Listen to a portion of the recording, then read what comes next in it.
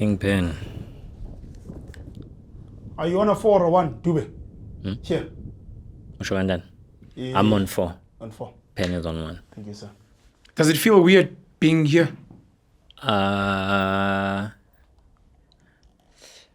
It doesn't feel weird for me. I guess it's like the level of like Martin transparency. What's transparency? The light? No.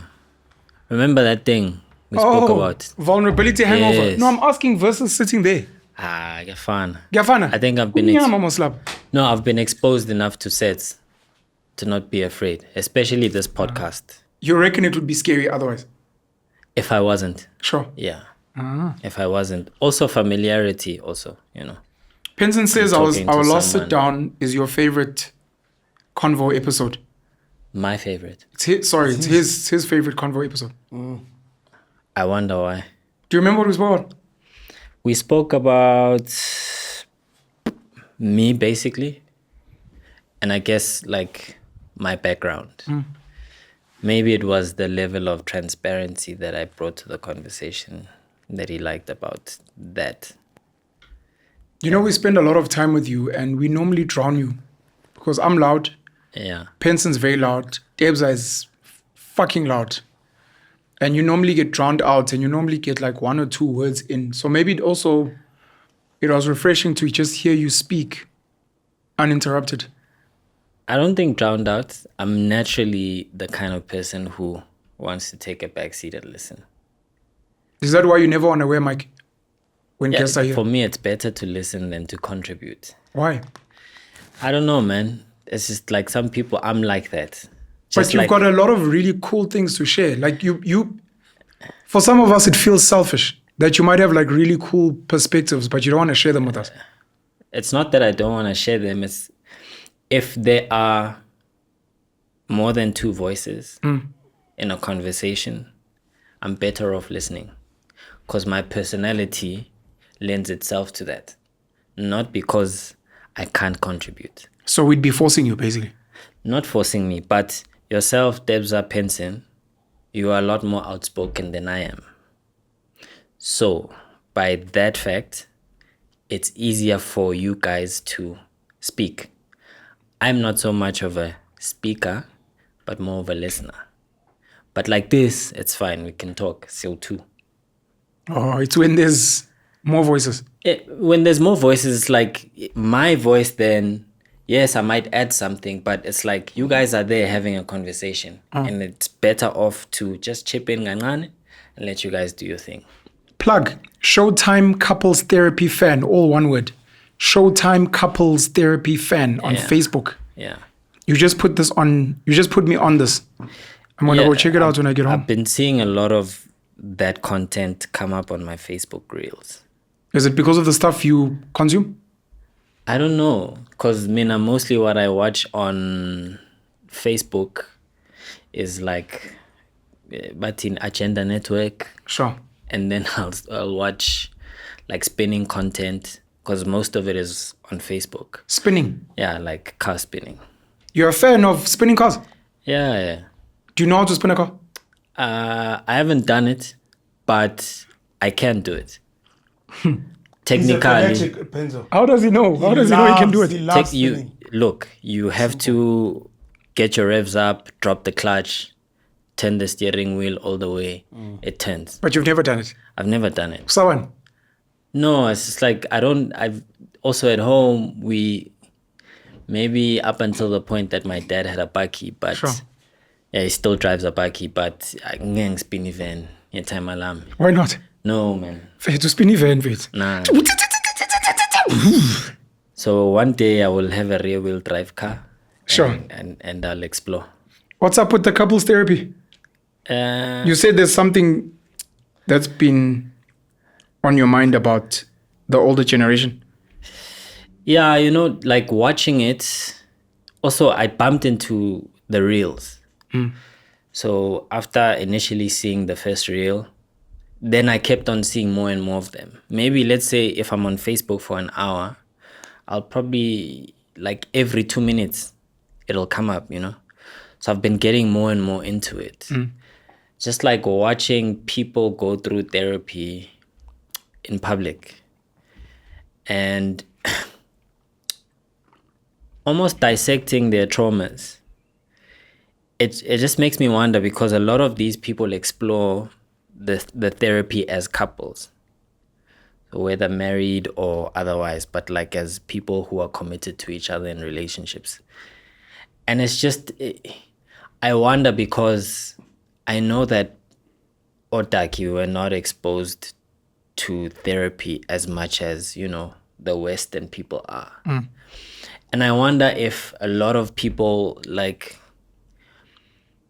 who are married couples almost had to learn to cope with their traumas and almost like silence them to make their marriages work. And that, for me, it seems scary, because it's like today we're inundated with information about mental health. And I could argue even like there are more so like almost like social disorders that we have as people. And how easy it is today versus in the past to hide traumas. How easy it is today? I'm trying to figure out, like, is it as easy as it would have been in the past to live and cope with your traumas versus today? So on TikTok, this content that you're speaking of is at Couples Therapy Showtime. Yes. They've got 1.1 million followers. The one that I thought you were speaking about, I just saw the page now, is Edgeline Films. At Edgeline. Oh, it's the same company. It's the same company, yeah. Oh, so it might be the same lady that I was thinking of. Probably, okay. Yeah. But I see Edgeline Films, 136,000 followers, because I was following them. So when you said couples therapy, that was my first thought. This white lady who also looks sort of foreign as well, who does these things. And I've also bumped into some of this because I'm following, like I said. And then I watch Tonight's Conversation a lot. Okay. Which is black people. You know Tonight's Conversation? Yeah. It's these black people. I think they host like shows. They travel to different cities, and then it's a panel, gents and women who then have like an audience that stands up, goes to a mic, and then they ask questions. So my boyfriend, what, and then these guys answer. I've seen that. I just didn't know what it was called. I think that concept in South Africa would slap. It would fucking slap. More than, I get it would slap, but I think it's just into, Because we don't do, you're right, black people don't do therapy, formal, but I know we've been doing therapy since forever. We just didn't know it was therapy. So for example, I think women go to their moms or their aunts or their friends. Amachi dayapuza, mfethu yazi nginenkinga la mfethu yazi imedi icabanga and then amachi uyabheda what. So that's a form of therapy. How safe it is, how professional it is, how progressive it is up to whoever decides to judge it. But we do speak out in corners, just not formalized. True.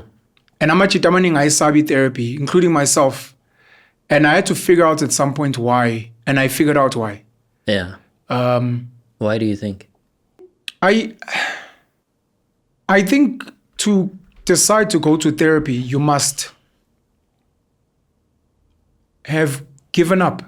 No. You must be willing to listen and to be challenged, and you must be willing to implement what you're told. Okay. Number one. Yeah. So I must go there not to expect umuntu utavumele engi that I ingicabangayo. Yeah.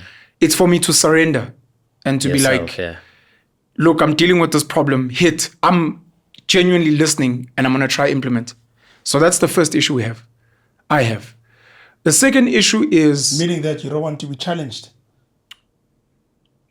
Meaning that it's difficult for me to surrender, especially to a stranger. Okay. Number one. I forgot to add, maybe number 0 is paying. Learn to kokela umuntu to listen. When you're like, no, ngizama yokhuluma no Sizwe Dube. What the fuck? 1,000 rand for a session? To speak to a stranger for an hour, your hour's up. You sick. That's 0. 1. 2 is a lot of therapists, at least in my growing up, were not black. Yeah. And were not male. Yeah. So already there's a misalignment. It's like me going to find a white woman who's going to listen to my problems and surrender to listen to what she has to say. And then last but not least, it's the framework of which formal therapy is based on, especially as an African man. It is based on Western principles. So for that reason, myself and maybe other guys are like, no, you can't say you want to slap her. That is gender-based violence. So, and you're like, but you're like, okay, I can listen to that. Not, no, but that's wrong. Okay, that's problematic. Let's talk about your childhood. My childhood, fethu. Fuck this bitch. Let's talk about your childhood. Was your father there? No. So I think the framework of formal therapy is also off-putting for a lot of us. I just wanted to say that, sorry. You know that you say that, and so for yourself, there's a particular profile that you'd prefer maybe your therapist to fit. That's correct. Okay. So yeah, to my first point, it's for the individual, I guess. Yeah. If ever therapists are serious, what type of environment would be best suited for you to get fully naked, to surrender, and to be willing to listen? And I think for a lot of people, this is why, just trying to think, man. You know, there are so many places that black men don't listen to because the environment is just not conducive. It doesn't feel like a place where I want to get naked. And for those reasons, I think I'm much to end up missing out on a lot of really, really good tools that could help them live a better life. Because the person, Helen Ziller, wants to be mayor of Joburg. Already is like, hey, for sec. And you're like, did you hear what she says? So who would you listen to?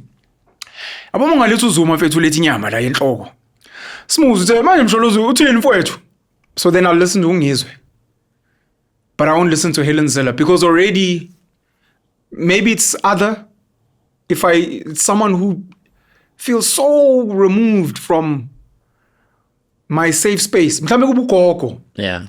Hey, bafana bami awuthi ngintshela uthi inezosiza le country Dube now konke yakhuluma. I don't know. So familiarity asiza. You know, you listening to you say this, I think about some of the work that Abba does. And I think that it also fits in there as part of like therapy work. Because and when you listen to him, a lot of the time he tends to delve into what the soul is, what Obuwena is as a person, and navigating some of those maybe I'd say things that you are questioning quite a lot about yourself. You know, those unanswered questions that almost end up like plaguing progress yako as umuntu, how you present yourself in the world, you know, and also some of those questions also make you live out your traumas in ways that you are unconscious about. Ever.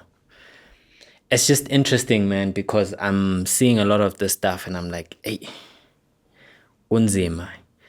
Because today, like I'm saying, there's so many social ills. Mm-hmm. I'm even starting to think myself that, if I'm to get into something that's very committed in a relationship, is it viable to sort of like always seek counsel somewhere? It's like because I don't think I'm equipped like thoroughly to just do this thing naloyo muntu kuphela. You know what I mean? Because I feel like even myself, I come with so many things that I think can be traumas. And because I don't maybe understand that they are traumas, I might express those things as ideals and like standards. You don't think we're struggling with too much information and too much exposure? I mean, I'm a father, so yeah, I speak to a lot of parents and I tell them I worry about us over-parenting. Yeah. Being overly sent. How are you? How are you feel? No, genuinely. How are you? Are you sure you're okay?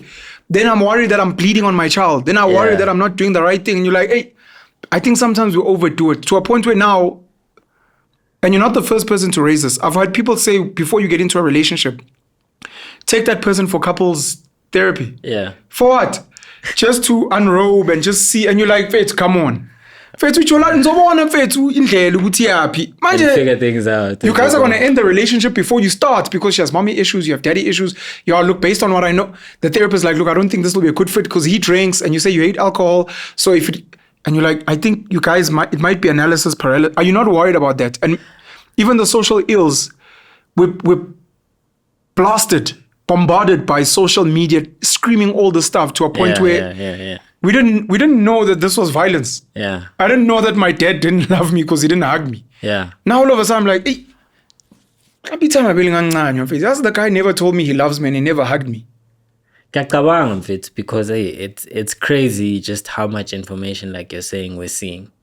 Like you're literally on a social media platform, and in 20 minutes you'd have been bombarded with like just a crazy amount of insights or like perspectives. And your emotional roller coaster. And it keeps doing that. You see this couples therapy thing, and it makes you feel some type of way, and you're like, shit,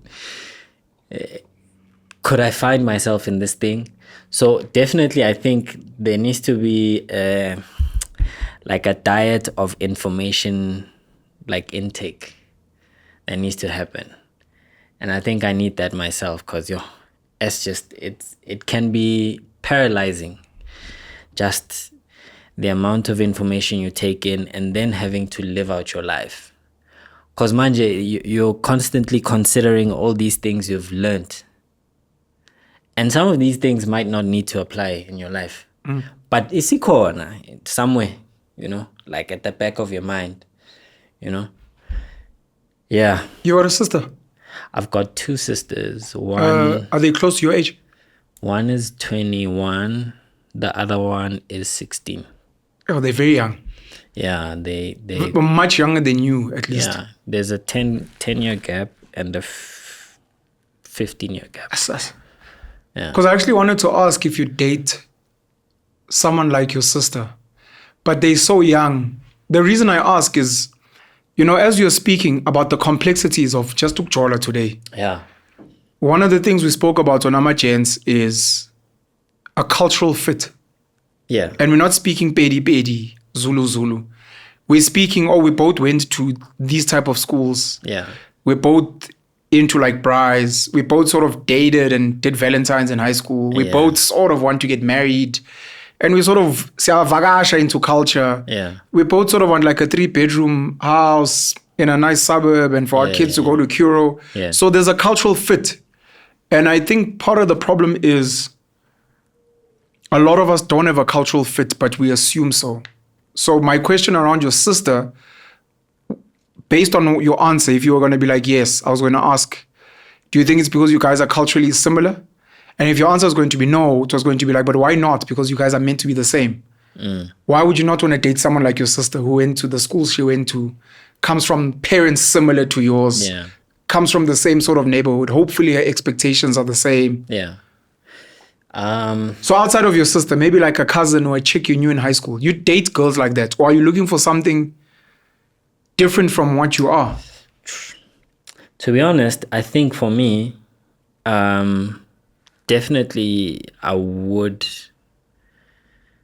ideally someone very independent like myself. And because I'm like extremely independent to the point where I would hate to be with someone who feels like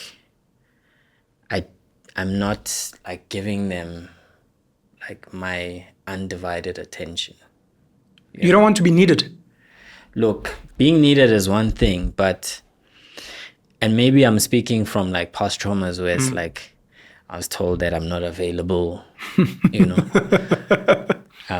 Men get that a lot, by the way. I'm not available. I'm always off doing one or some other thing, I'm very outward going from a point of view of being active. And I think it's because if I'm very stationary, I tend to be very useless. So I like to wake up very early and use the energy that I have. Then I just have this energy that I'm just sitting on, and I get frustrated because like I'm not doing much. So for me to be able to get into work and like do something with focus, I need to have like done something Active. Yeah. Would you like a partner like that? Where you guys wake up and run, wake up and cycle? Not necessarily, but I'd like a partner who was not like a couch potato, like who likes chilling. Maybe she takes walks or she planks, Do something. aerobics. Do something. Like That would make you happy, or you just want it to be in good shape. good shape for health. Some girls don't gym at all, but they have good bodies. Yeah, like they don't have to gym, but I think they have to be very concerned with their health. Okay. And also, again, like I'm saying, I might be expressing, hence why I was saying, I might have certain standards because of traumas. Watch all this dula. No. No. Also, just like looking at my family, a lot of people from my family died young. Okay. And young is relative, like pre 55, Sure. you know, because of like different ailments, Lifestyle. you know. So that for me is a very big requirement, health, Sure. you know, like just like pay attention to how you're eating, what you're eating.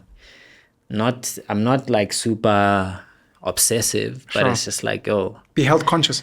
be health conscious, like take a walk once a week if you can, you know. Do you think we're fighting social media caricatures, avatars? I speak to a lot of black girls. Yeah. A lot. I've been my whole life. Sure. The expectation of a black man Yeah. is almost completely contrary to what a black man is. How do you mean? These things you're saying, be present. I'm here. Yeah, but put your phone down. Stare at me, hold my hands. I want to cuddle. The average black guy I know is not into any of that shit. So I have to ask, where the fuck does this come from? Is it your dad wasn't around, so you crave affection?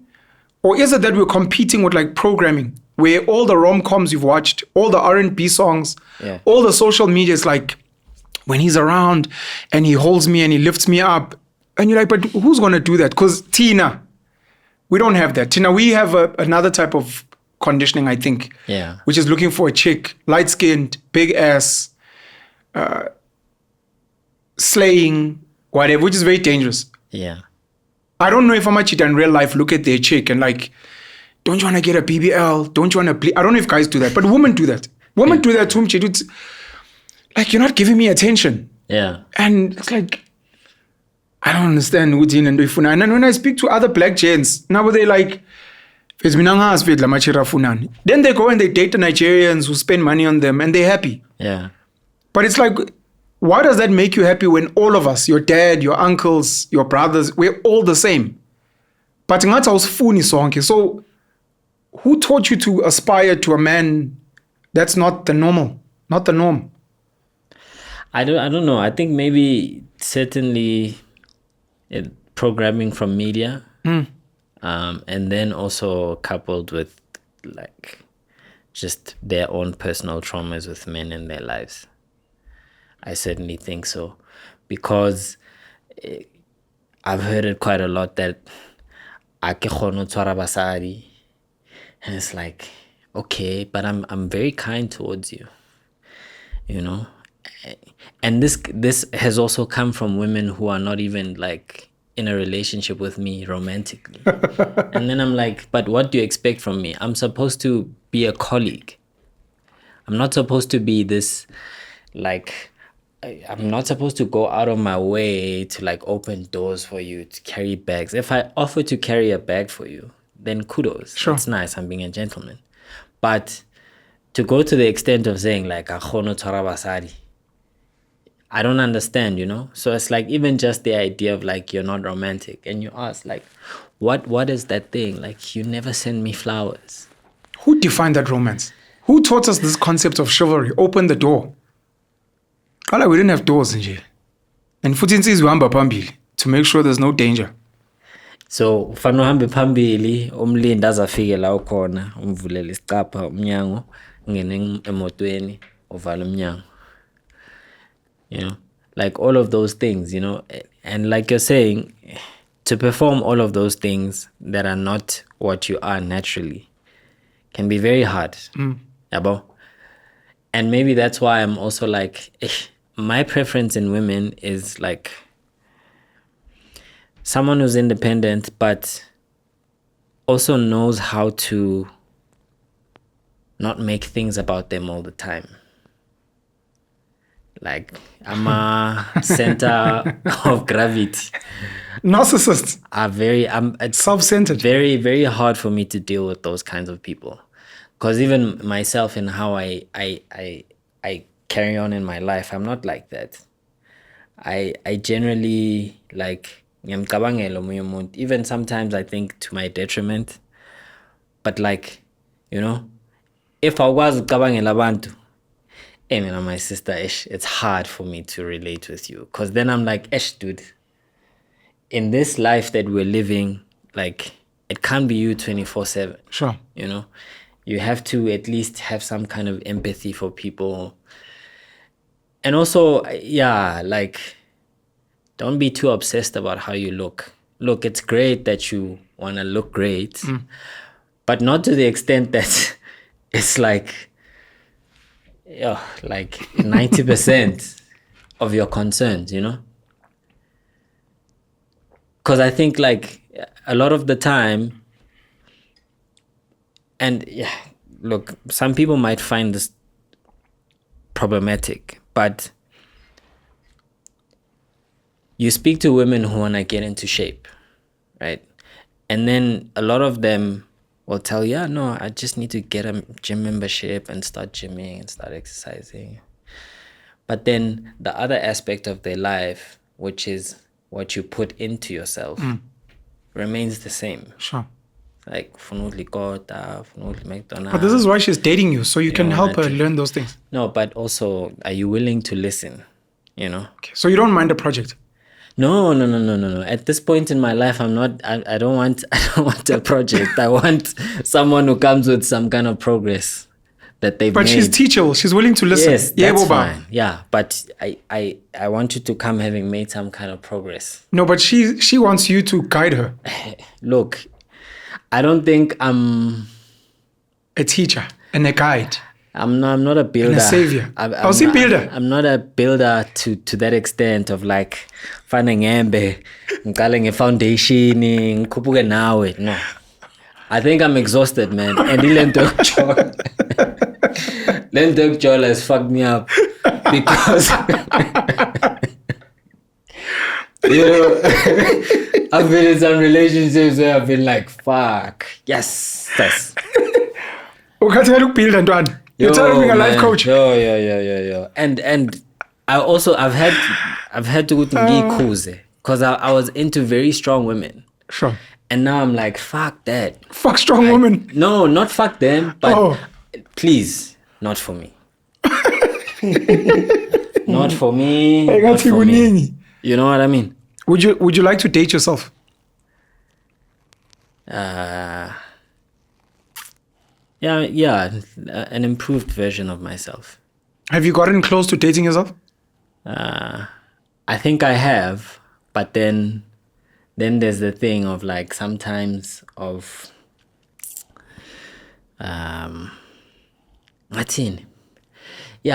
hyper independence is my problem. Sometimes I don't need, like, I want a relationship, but I don't think I want it to that point. The problem is you. I go out of my way sometimes.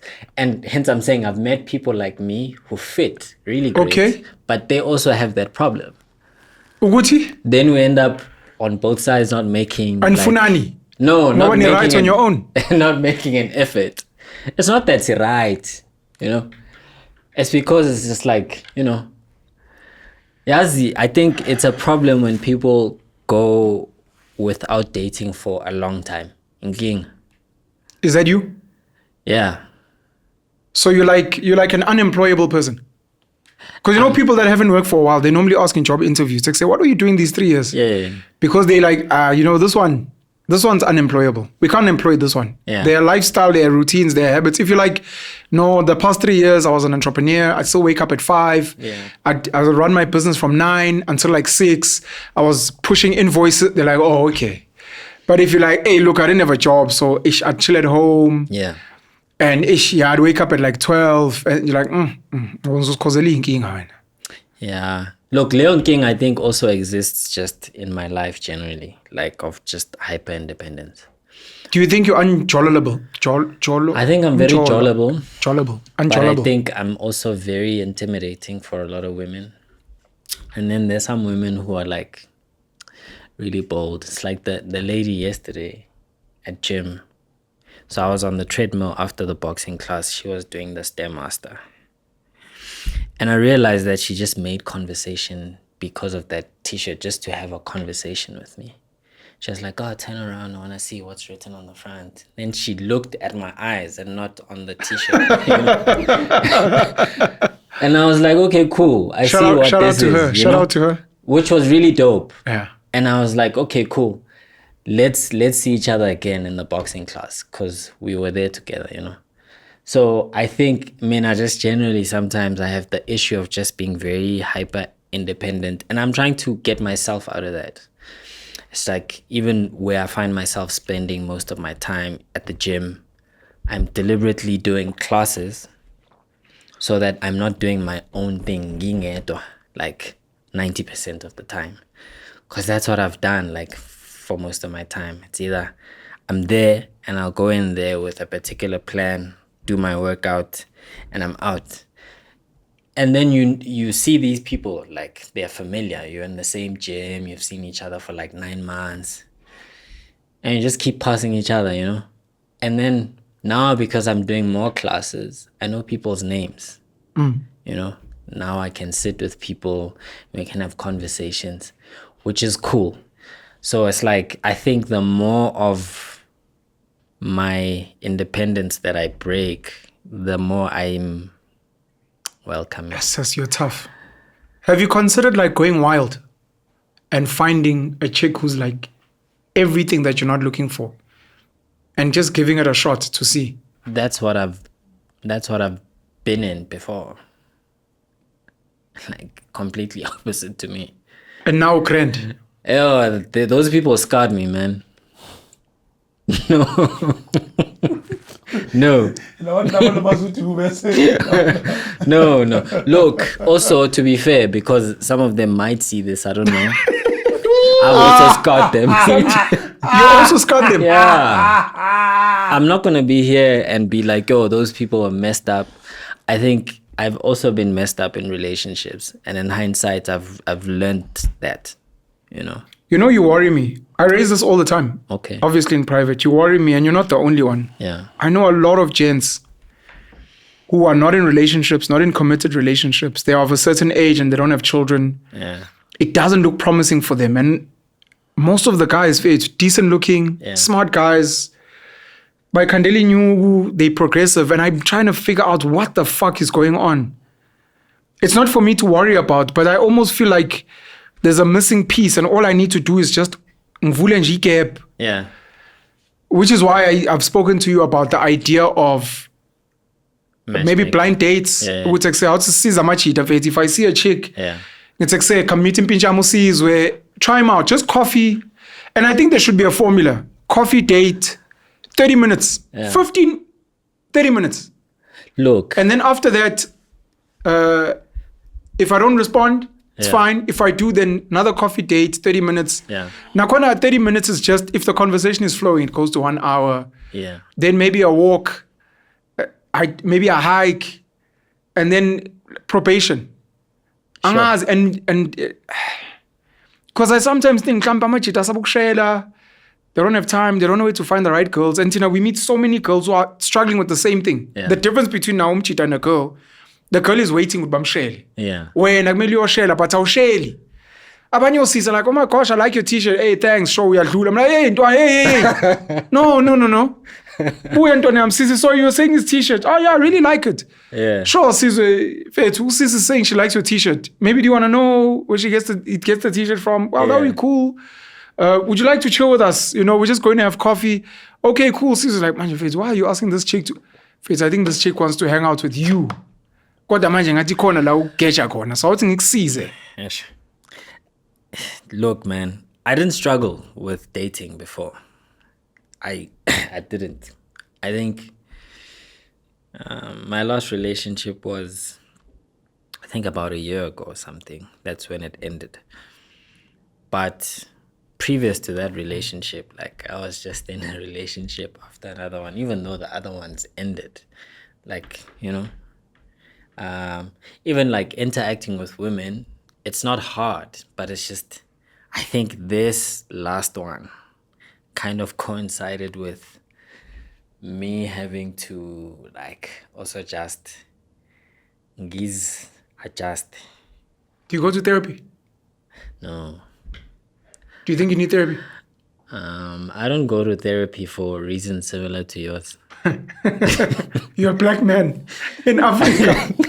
Those are the reasons. I'm a black guy who's not trusting of people I don't know. with my content, you know. So yeah, I think that's why. But I have almost, I guess, in more recently expressed some of my pains, even with people who aren't that close to me, to sort of just like rearrange my mind and how it works, to shock myself. Because I think I've been very recluse in many ways. So like I'm saying, the last relationship really made me question a lot about myself. Like, just from, look, I'm not gonna get into like the nitty-gritties. Yeah, because I think it's not fair, because there are quite a few people who know who I was with, and it might paint them in a particular light. Sure. And I don't think that's fair. Okay. You know? But yeah, it really made me question a lot about myself, which I didn't like, because I was like, Esh, some of these things are very, they're like signs of like traumas. Do you think there's something wrong with you? I don't think there's something wrong with me, but I think there are certain things that were, how do I express this thought? I think that I was in the relationship also because of the wrong reasons, and those wrong reasons are linked to my traumas, you know. Are you scared of being alone? Not scared of being alone, because like I spend quite a lot of time alone. You know, I go for like incredibly long walks. New one. What's incredibly long? Like I can do a 30K hike.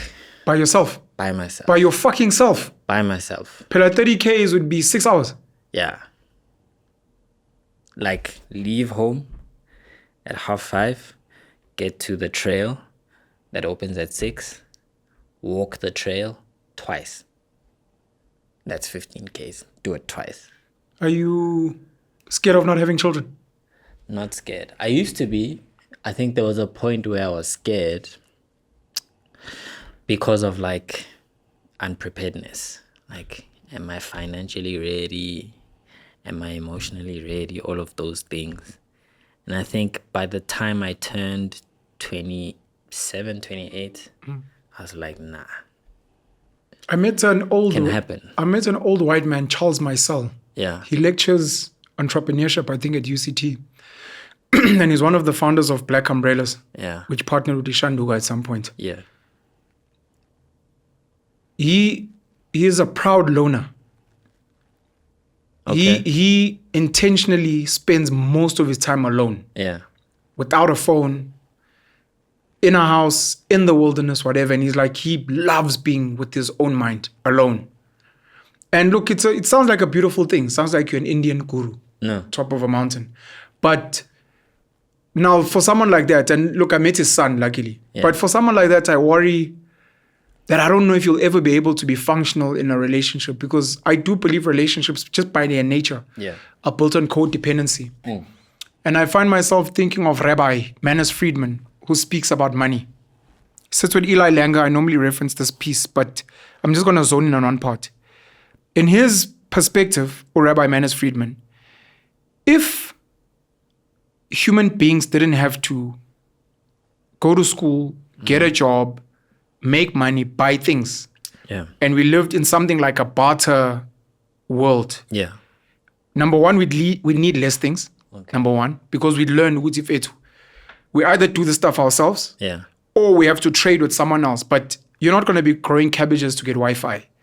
You're not going to be breeding your cows to go and buy a computer. Maybe there'd be one in the village that someone has and that everyone uses. But his theory is he feels God brought money and this system so that people who would never engage with each other.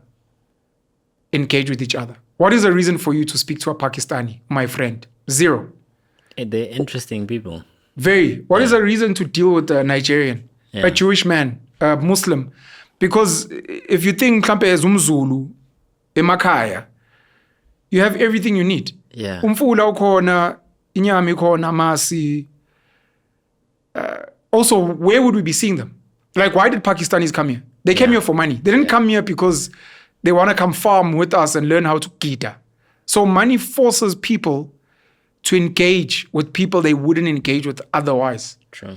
So relationships, by their nature, in my opinion, are built on some level of dependence or codependency, which is why for many of us, when we become independent, even our interaction with our parents, by default, minimizes. It sometimes becomes a span. Sure. When you're young, you're like, I have to go on you need her.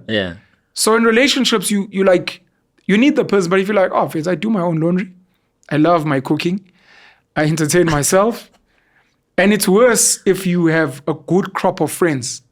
Because you're like, for all the other things I need outside of Mhlampe intimacy. To my mates, Utebza makes me laugh. Upenzo teaches me something. I go hiking with Upensini. When I want cooking, a chef, what do I need a woman for? Look, I think I'm blessed with all those things. Blessed, cursed. Look, okay, that's fine. That's fine. You cursed with independence. Look, I'm hyper independent, which is not great. But I think with some of the things I enjoy doing in life, they got to a point where they were not interesting anymore. Like the hiking, like the running, like the cycling. To a point where I was like, okay, there has to be people who do this thing also. So I've met a lot of people who do those things. And now I spend a bulk of my free time, leisurely time over the weekends, interacting with all sorts of different people, Women, gents, Now as opposed to like going on a flipping 100K ride alone, I can do it with a group of 7 people. With women there? Yes. The cycling? Yes, there are women that cycle quite a lot. Black? Yes. Okay. I can go on a trail run with a woman, She'll slow you down. Look, I'm not the fastest, but it's fine. Okay. Just the idea of like, okay, I'm out here doing this thing. And there's someone else. Sure. They're very interesting in their own right. Let's spend some time enjoying what we both do, which is running. And I can come out of myself. Look, I think the thing of liking my own space will never go away because it's my nature. I've been this way since ngintwana, But also I haven't struggled making friends. So I've got friends, but I think the thing that I've struggled with for quite a long time is that the closest people to me don't like doing the things that I like doing. But then my issue is I can't miss out on things that I like doing because I don't have people to do them with. Did you stay at a hostel? Yeah, it's small nyana stint, and then I'm just was trying to back piece at home. together. You've got a huge age gap with the sibling that comes after you. Yeah. So that might be part of the reason you got used to being alone. But Yeah. then I was trying to figure out with Amachita se hostela because I'm just trying to rack my brain. Guys that went to hostel, I'd assume always like being around people, but generally it would be liking to be around gents. Yeah, Because I I'm mean, thinking of one friend who lived most of his schooling life in hostel and he's had no serious partner and he's old now. He's almost 40 and he's got like no partner and no kids. And I'm wondering if he lent you a hostel. So I'm just trying to piece things together. look, judging by the relationships I've had, like I've had long relationships. Sure. I should have had a child with one of those people, which is like, what the fuck happened, you know? Sure. But yeah, it's like everything. It's like guys contradict her sometimes because it's like I was in a 4-year relationship. That's proper. Nothing came out of it. Did you guys live together? No. Shit. With maybe the person that I did live with. Ish, now my parents are gonna find these things. Your parents don't watch Konvo. Come on. Sakolisa mama baba. Hey man. Hypothetically. You know? But yeah, I did live with one of my partners that I was dating also, I think, for like 4 or 5 years. How long did you guys live together? 4 years. You enjoyed it? The initial stages were great. The first month.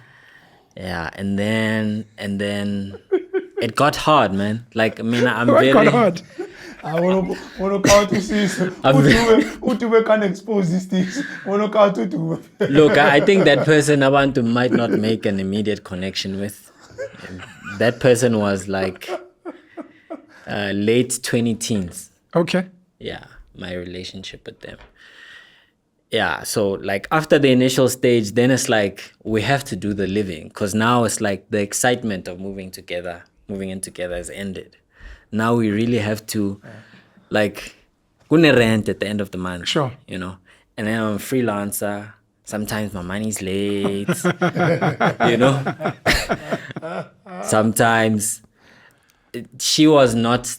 Look, she could cook, but she was not a fan of it. Sure. So sometimes it'll pie because she loves pie, you know? And then I'm like, what the fuck? What is this? You know?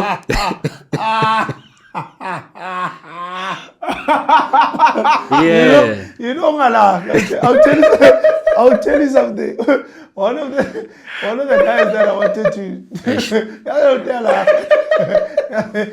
So you look at the pie. Yes. Yes, this chick never pie. That's what's got to ukuthi papa. No pie was a woolies or she's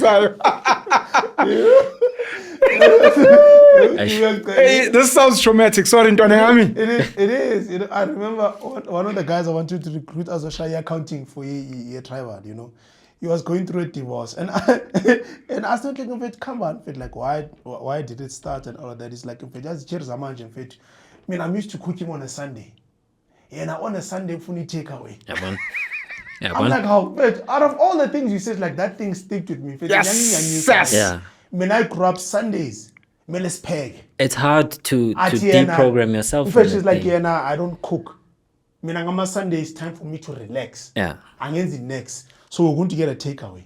Also, you can't force them. This goes back to cultural fit, ne? Yes. It's exactly that thing you're saying. Yes. Because, I remember very well, like, our versions of going to Pick and Pay were different. Like, my going to Pick and Pay, I bring back, like, meat, amasopo, like, things to cook. You know that I do. Should go maybe as a, like laundry stuff. Okay. As a what's that thing? That sausage roll thing. That pie with the sausage inside. Pie, sausage roll. Pie. You know what I mean? It goes straight to the bakery. She'd have 2 of those as a something a mistake and keep. Man. She'd be like, yo, these will eat now and for supper. As the sausage roll. And I'm like, and then tomorrow, she's like, no, kusasa will figure it out. You pie. She loved pie. the thumbnail for this Yo. episode. I love pie. Yeah, no, it was really hard, man. It was really Oh hard. shit. Culture. Hey, Yeah. niggas are going through a lot. I'm actually the one I'm seeing, but So, Uklala Nomont, I think I figured that out at that point. Like, yo, Dude, It's that's tough. Look, a girl that can't cook well, it is actually off-putting. blind. Worse if she likes cooking for you and she wants you to eat your food. Oh, Yabonage with her it was weird because Or rather, when she decided to cook, it was amazing. damn it. yes. But she'd do that like once in a while when she'd be like, What would you do after she cooks? What would you say to her? yo, I'd tell her how much I love her cooking. And still nothing. And still nothing. Fuck's sakes. You try, Ntwana. Because sometimes yo, I love your cooking. Fuck, I miss your motivation yana. I mean, she'd do that even before we lived together. Sure. Where I'd be like, yo, that meal that you made that last time. Sure. I'm shine a bit and just send an Uber. It's like In pateli the steak and cup kidney, tea. Ntwana. And a sausage roll. Yo, Chicken and mushroom. Yeah. More scont. yeah. So, look, living with people, I've done it, I think, much earlier than I kind of figured myself out too as a person. But in living now, yeah, it like made me realize that, yo, okay, like you're saying, the cultural fit is very important. Sure. It's like, what kind of people are you when you get up in the morning? How do you want to keep your space? You know, Yo. all of those things. And you build habits over time because I look at myself, from a very early age, I started living with my partners and it's all I know. Yeah. It's all I know. Then I look at some of my boys who have been bachelors for a long time.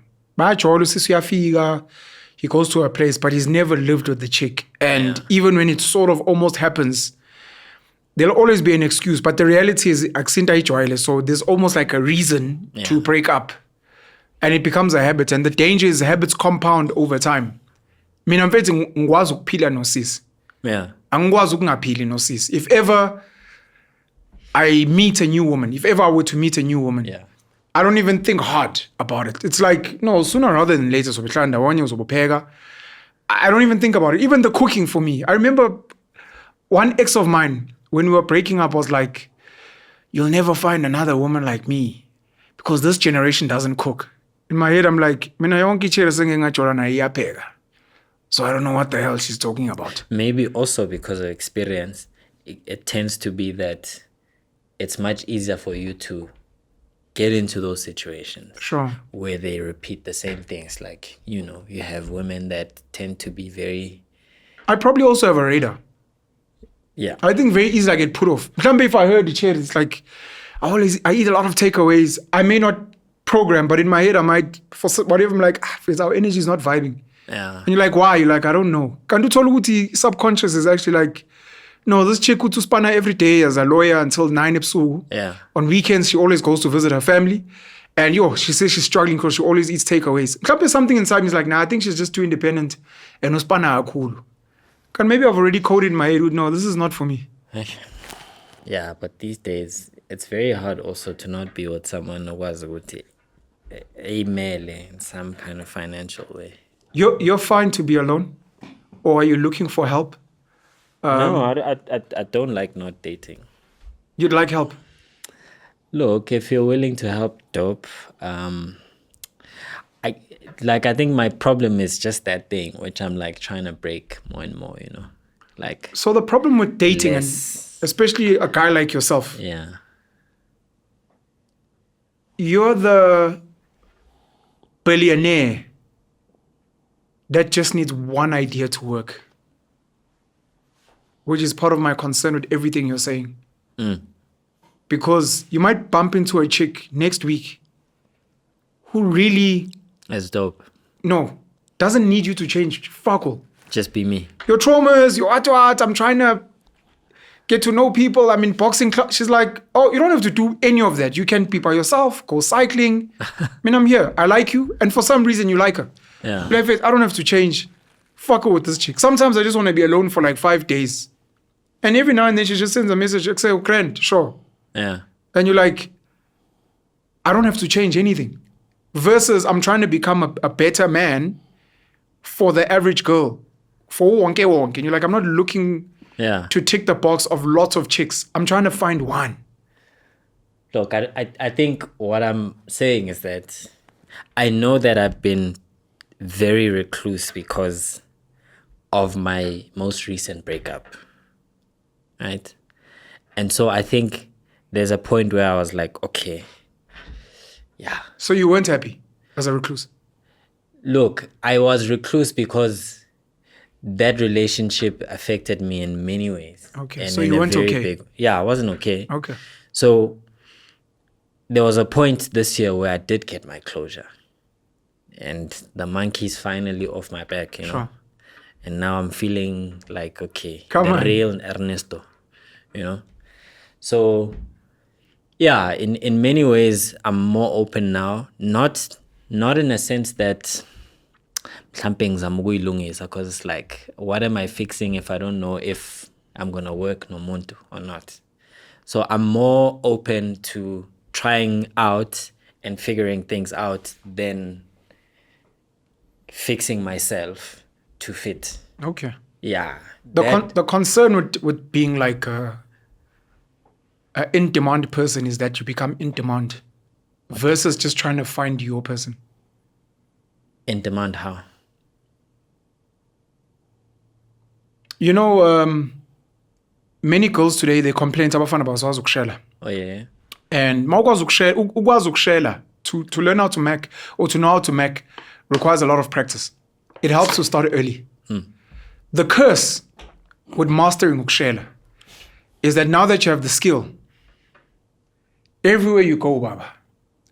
Oh, there's a potential. Not even a potential. It's how you now. Usisi just starts giggling, and you're like, "Fuck." So you might, angithi wafunda ukushela and you were taught to be able to handle rejection. Yeah. But now you just do it as a natural, and the chick's like, "No, but take my number." Then you're like, "Ish, no, I don't want to take your number." Flopile la. The concern with being desirable to women. Yeah. I'm healed. I've got my bag right. I'm well gymmed. You now start attracting a lot, which is not what you were looking for. Yeah. You were just trying to be okay for you and then try and find a good chick for you. You're not trying to be every chick now is in your DM because that becomes a new problem. I know. Like I'm not. No, but for now you're available for coffee dates. Yeah, no, super. But at some point you'll be unavailable. At some point. Soon. At some point. But I need to say explore. The explorer. So we're still exploring for now, you know? Engaging. Umnandi. You know? It's nice, yeah. But I just need, like I'm saying, like I just need to not be as very independent-minded. You know? Outside of yourself. Yeah. When you try and take away your emotions and your traumas, do you think young men are struggling in relationships? If yes, why? If no, what do you think they're doing right? Yeah, definitely young men are struggling in relationships. I think just talking to a lot of guys who are my generation, my age group, a lot of us are having it tough, really. I think also it's because women don't need guys as much. Don't need? No, women don't need guys these days. And how that sometimes plays out in relationships, it's that umjita almost starts to feel like they are no longer in control. And also just the world of expectations that we find ourselves in as guys, you know. A lot of us. As Hispanic and if siaspana at all, you know. And so like reconciling the world of expectations, the fact that women have become so independent and they can determine their own lives, and that they can have as many options as guys do have these days, it's tough. And then also I think then there's the mental health part of things. It's like, how do all of these things affect how you are in your well-being? A lot of people my age are going through existential crisis. Assess. Those are first world problems. Yeah, it's like, That's like, I have all my basic needs. I just don't know why the fuck I'm here. what's my purpose in the world, why am I here? What does all of this mean? Like, just also how much of like this very Martin, like spiritual, like education there is in the world now. I find that a lot of it tends to conflict with people.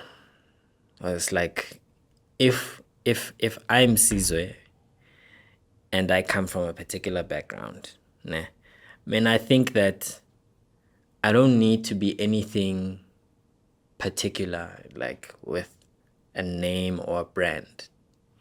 But I know that because in Kuliswe or Makreza that went to ZCC, or Matala that went to ZCC, Oliet Lami, who's Watchtower, and her mother, like, there are so many things that they gave to me in values that are great. But I don't think that today the thing that I need is like to go off and have an ayahuasca experience to find myself. Those are psychedelics. Yeah, and look, I'm not taking any jibes at people who have done that. It's worked for them, cool. But I'm just saying, Wuti, because there's so much information out there, like we tend to not know like where to place ourselves, Tina, at the center of everything. Like, it becomes this very tumultuous experience of like, oh, I don't know what life's supposed to mean. And now you're thinking about the next 10 years of your life and what that will play out like, because there's this bit of discomfort and you not understanding your place. And I think we tend to also neglect people who have experienced life. Like my own topi, my timer. It's like, Mfit, like, how was it when you were my age as a 30-year-old? At that point, my dad already had me. Sure. You know what I mean? So it's like, it would be very interesting to understand what navigating life would have been like for him, because I don't think Uguti, he was thinking about hiking and, like doing yoga and meditating and all of these things. So I think that there must be very practical things, like in just how we can just live our lives. We've got a systematic identity shift. Sadly, it's not being driven by us. It's being driven by a capitalist system. Yeah. I wanted to bring back Rabbi Manis Friedman. So he speaks about money becomes the reason why human beings interact where they wouldn't otherwise. Yeah. The way identity was set up prior to now is the world was designed so that women can't work. Yeah. They can't make money. Yeah. Men are not exposed to cleaning and cooking. Yeah. So the man has to go and find a woman to cook and clean for him. The woman has to find a man to provide. The man has to find a woman to have babies for him. Yeah. The woman has to find a man who can let him live in his house, on his land. Yeah. Which is why she take his surname. Now identity shifts where men still need women. Women still need men. Yes. But the difference is now you can hire on a temporary basis. A woman phones a police officer. She doesn't call her husband for safety. A woman phones a plumber. She calls a guy, an electrician. Yeah. Whatever. So these men, the only thing now you might have an advantage on is sex. Yeah. But more and more women now, I think, are having casual sex situationships with any guy she kind of feels like at that time, and it doesn't need to be permanent. Yeah. Umchita same. When he needs a woman, ubizu auntie kokele to clean, to do his laundry, he buys takeaways. So there's a shop with all aunties in the back who are already cooking. Yeah. And then maybe he goes out to find a chick for a good time to smash. But nakona, if she wants a girlfriend allowance and you're like, I'm to nyashaya ngahamba. Tino ay nyavutuza. Nyavutuza ngahamba. And it's because capitalism and the people around the world force this warped gender equality but to sort of make us not need each other, but to need commodified services. And Trevor Noah, I don't know who he was speaking to. I think it was in his podcast. He speaks about how you lose the village as you move up. Status, the LSM money. I've seen that clip, yeah. Where in the past, ingane yakhe ibikadwa usisi wakho or auntie. Uma wakhe ubuhambisi iwashing olithi la kulikushayele watwa. You move so far away because you think, but we've got money, and you become isolated. Now you need to hire a nanny and a cleaner and a tutor and a driver and a what. Where these things fit in the village, in the community fit, like saying, to take you to the shops. And we have that. But we've been taken away from that system. And I think just to what you're saying with men, boys, and existentialism is, if you asked your father or our grandfathers, because this was going to be my question to you, what is manhood? It would have been very easy. No, indoda mfethu must melio spana. Yeah. Ikandi mali to build a home. Yeah. Or to buy a home for his family. And then ashate athrow and fro, and provide and protect them. Take care of your face. You don't have to think hard. You don't have to try and figure out where you fit in the world. Yeah. Icher na years no skhuliswe fethu. No ubaba uzodlana endlini. No fethu kumele ngizale ingane. On Sunday fethu ngizoyesontweni of course, but then after that fethu the family needs to eat. Ingane zamele ngikhulise. When you're like no but ubaba ukhona for what? No, uzogada ingane indoda, and they laugh. Indoda igada ingane uyawasha. And the same for anyways, we come to today. Yeah. And that's completely fucked. When you look at the sort of progressive, we call them progressive because they choose the Muslims, the Afrikaners, and some of the other communities, maybe Oshembe and them. They've stuck to that formula. Yeah. It's not progressive. It's not Jewish women are killing it in corporates. They own all these they don't. Muslim women, they don't. It's still the chance. Look, it might not be progressive like outwardly for the world, I think, but it certainly is for me progressive in the space of building like that society of families. It works for that, you know. I spend a lot of time, Mina, with Muslim people just because I really, really like their culture and their way of eating, you know. So in a week, I'll go to Fortsburg twice just to go drink the tea, have the juice, have some naan bread. What tea and what juice? So just like itielabang, it is the one that they cook. Okay. Nengambi, like the granular one. Okay. So they cook that. You buy that for like $10. What's that, leaves? Yeah, it's not leaves per se, but it's like, you know, coffee grains. It's similar to that. Okay. It's not crushed leaves. No. Okay. It's no that problem. kind of tea. Have you seen Ichoko, the granular one? No. Okay. It's like that one. Okay. Lengambi, you know. So I spend a lot of my time, the guy that makes the tea is the guy that makes the juices. So I'll go there twice a week, buy tea, buy a juice. And then there's another lady. She's not there anymore. But now, last year, her son was there shadowing, you know, the whole operation. But now, because Umjita Saseskela, the lady will be there from the morning up until 1:30, 2. From 2, she goes home. The boy stays, Sure. you know. And it's been interesting to watch that kid,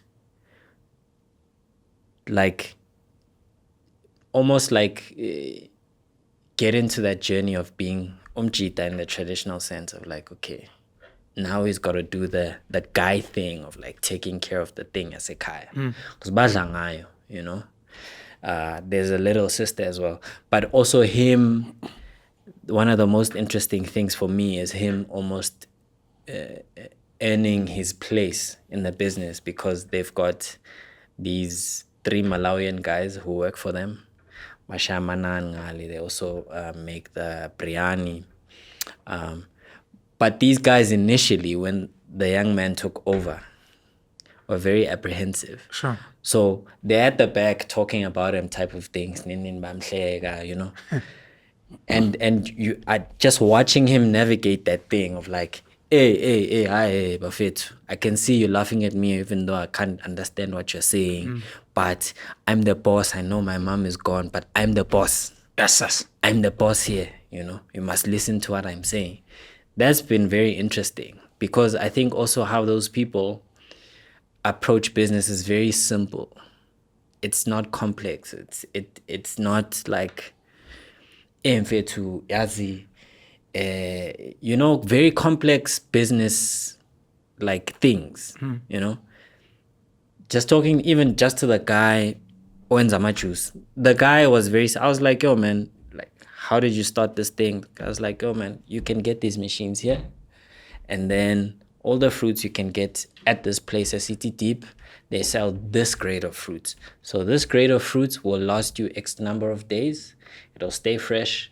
After that, you would have sold X number of juices to make back your money. After loco, it's fine if you throw the stuff away. It doesn't cost me a thing to, you know. But then you talk to other people, it's very difficult. It's like, why do you want to know how to make juices? Sure. Or sell juices, you know? So I'm there a lot of the time, because even just from our cultural differences, when they understand Guti, because now I'm not going to sit here and like outrightly praise them as if they're angels. But they also have like this thing where if you're black and you fit a certain profile, you're a servant. Sure. And when they quickly figure out that you're not that guy, then they open. Their treatment changes. Yeah, they can speak to you as a peer. Sure. Know? And there, like, the possibilities are endless depending now on how curious and open you are as a person. So just seeing those people and how they live their lives is interesting for me, because I find that very simple and interesting. The women are also very empowered in that a lot of them are also in business. So it's not to say that their women are just at the back, they're spoken to, not heard. I think that's a very inaccurate view of them. I'm also like, Ekaya is in the south, which is a very heavy Muslim community. Like I'm saying, a lot of those businesses are operated by the women. Okay. They are like in the managerial positions, like the bakery, La Bakery that's there by the shopping center. Like a lot of those businesses are very women at the front. Do they own them? I think they're family businesses. They work there. They are family businesses, because I know Uguti, there's a family that owns Amakaraj, Amashella Pa. I forgot what their name is. But I know that the woman who runs that operation is, I think, the wife or something. Okay. But yeah, even just the takeaway places, it's usually the wives who are there running the operations, and then you have the sons who are like there on like Thursday, Friday, Saturday, Sunday. Then you won't see the Makris are there, but during the week you'll see them. So like I'm saying, the more you speak to these people, the more you understand just some of the makeup is. And even just from a hierarchy point of view, yes, the men are their leaders, but there's like there's a breakdown of roles that each person plays in this whole thing. But the women are not owners. No, I don't think they're owners, but I think that they play a very crucial role in protecting what this thing is, because it's a family thing, right? You're not the right person to ask. Okay. But I'm going to raise the question anyways. I wonder how the Jews, the Muslims, I need to use them as an example as well now. I'm not sure. Maybe the ZCC as well. I wonder how they've been able to ward off the infiltration of Western agendas. Because as black people, we had this. And obviously I'm making the example of Oshem and ZCC, where Utebza has a business. Sure. And the men come together, very importantly. Because even when you speak about this young boy who's coming to run the business, Itama might be running businesses elsewhere. Itama might have passed on. But I know Intwana has to go to madrasa every day. Yeah. And at madrasa, there's other boys, older boys, konama time. Yeah. So he's being mentored. And it's like I say, your mom's working, but you must take over. You must put your foot down. No, these guys don't respect me. They will respect you. Say it. So he's being groomed. We don't have that. Intwana don't know where to go to find a bunch of black timers who can guide them when they're lost. But on top of that, the women also know their place. They're not trying to be empowered like that. It's almost for Jewish women, for Muslim women, for women that marry Gwashembe. No, mina ngisebenzela umndeni. Why would I work for a stranger? I think even the gents, mhlambe, I don't know about Ushembe, but mhlambe the mindset is, why must I work for another man? Maybe while I'm still finding my feet, maybe. But as soon as I can, I must have my own operation or at least partner with, so that my woman is definitely not working for another man, ever. She'll work for the family. She can be the manager or the CEO, it doesn't matter, but she knows she's working for the family. And she's raising my sons to do exactly the same. And the daughters are being groomed in business, but so that they can add value to their husbands' businesses in future, not to be owners or whatever. And to what you're saying, the roles and the hierarchy is clear and it's not destructive. And I'm sure Mfethu people get paid. If anything, I'd guess, and this model would be great. We make money as a shop. We run a supermarket. The wife is the manager. She always shouts at everyone, I'm the owner. Guys, what I know. Now, I mean, we're owner, but hey, the wife, we actually say and what. But when the money comes in, yes, we pay everyone. But for the household, Mfethu mama gets the money. It doesn't come to, what do I need money for? I mean, if I need money, I ask her. Yeah. Imali petrol, and she's like, ish, okay, me. But everything else, why am I managing money when I've got an educated woman? Because especially Muslim women are fucking smart. We remember this from school. Yeah. She can manage the finances. She's smarter than me. I do the heavy lifting, but she does the budgeting. And she tells me, I know you want a Mercedes Benz. Yeah. It looks like it's going to be possible now. Yeah. And you're like, it's a top tozili. Yeah. Because this for a lot of the 30s and the 20s, for young black boys, would kill a lot of the existentialism. Guys are just struggling because we can't tell them what they are meant to do and what they are meant to learn. Because even when they try, there are no jobs. If we tell them, no, Ambo Tolispan, there's no jobs. Yeah. No one has trained them for business, and getting into business and running a business is very difficult. The woman that they're trying to woo, number one, we are raised to date our age mates, which for many people is a no-no. You're meant to date much younger. Yeah. And you're speaking to women who are so-called empowered, they are feminists, they make their own money. That should never work. But then the women themselves are also struggling because they're also trying to find men. They are earning, they're empowered, but they want an older man. Yeah. They want a man with more money. They want a guy who's going to do all these things. And the guys who happen to fit that profile are chasing young girls who are useless. Because Nabo, they're like, I'm not going to be with a chick that's going to be challenging me. Yeah. Yes, I earn 100,000. She earns 35, but still now fuck that. I don't want that.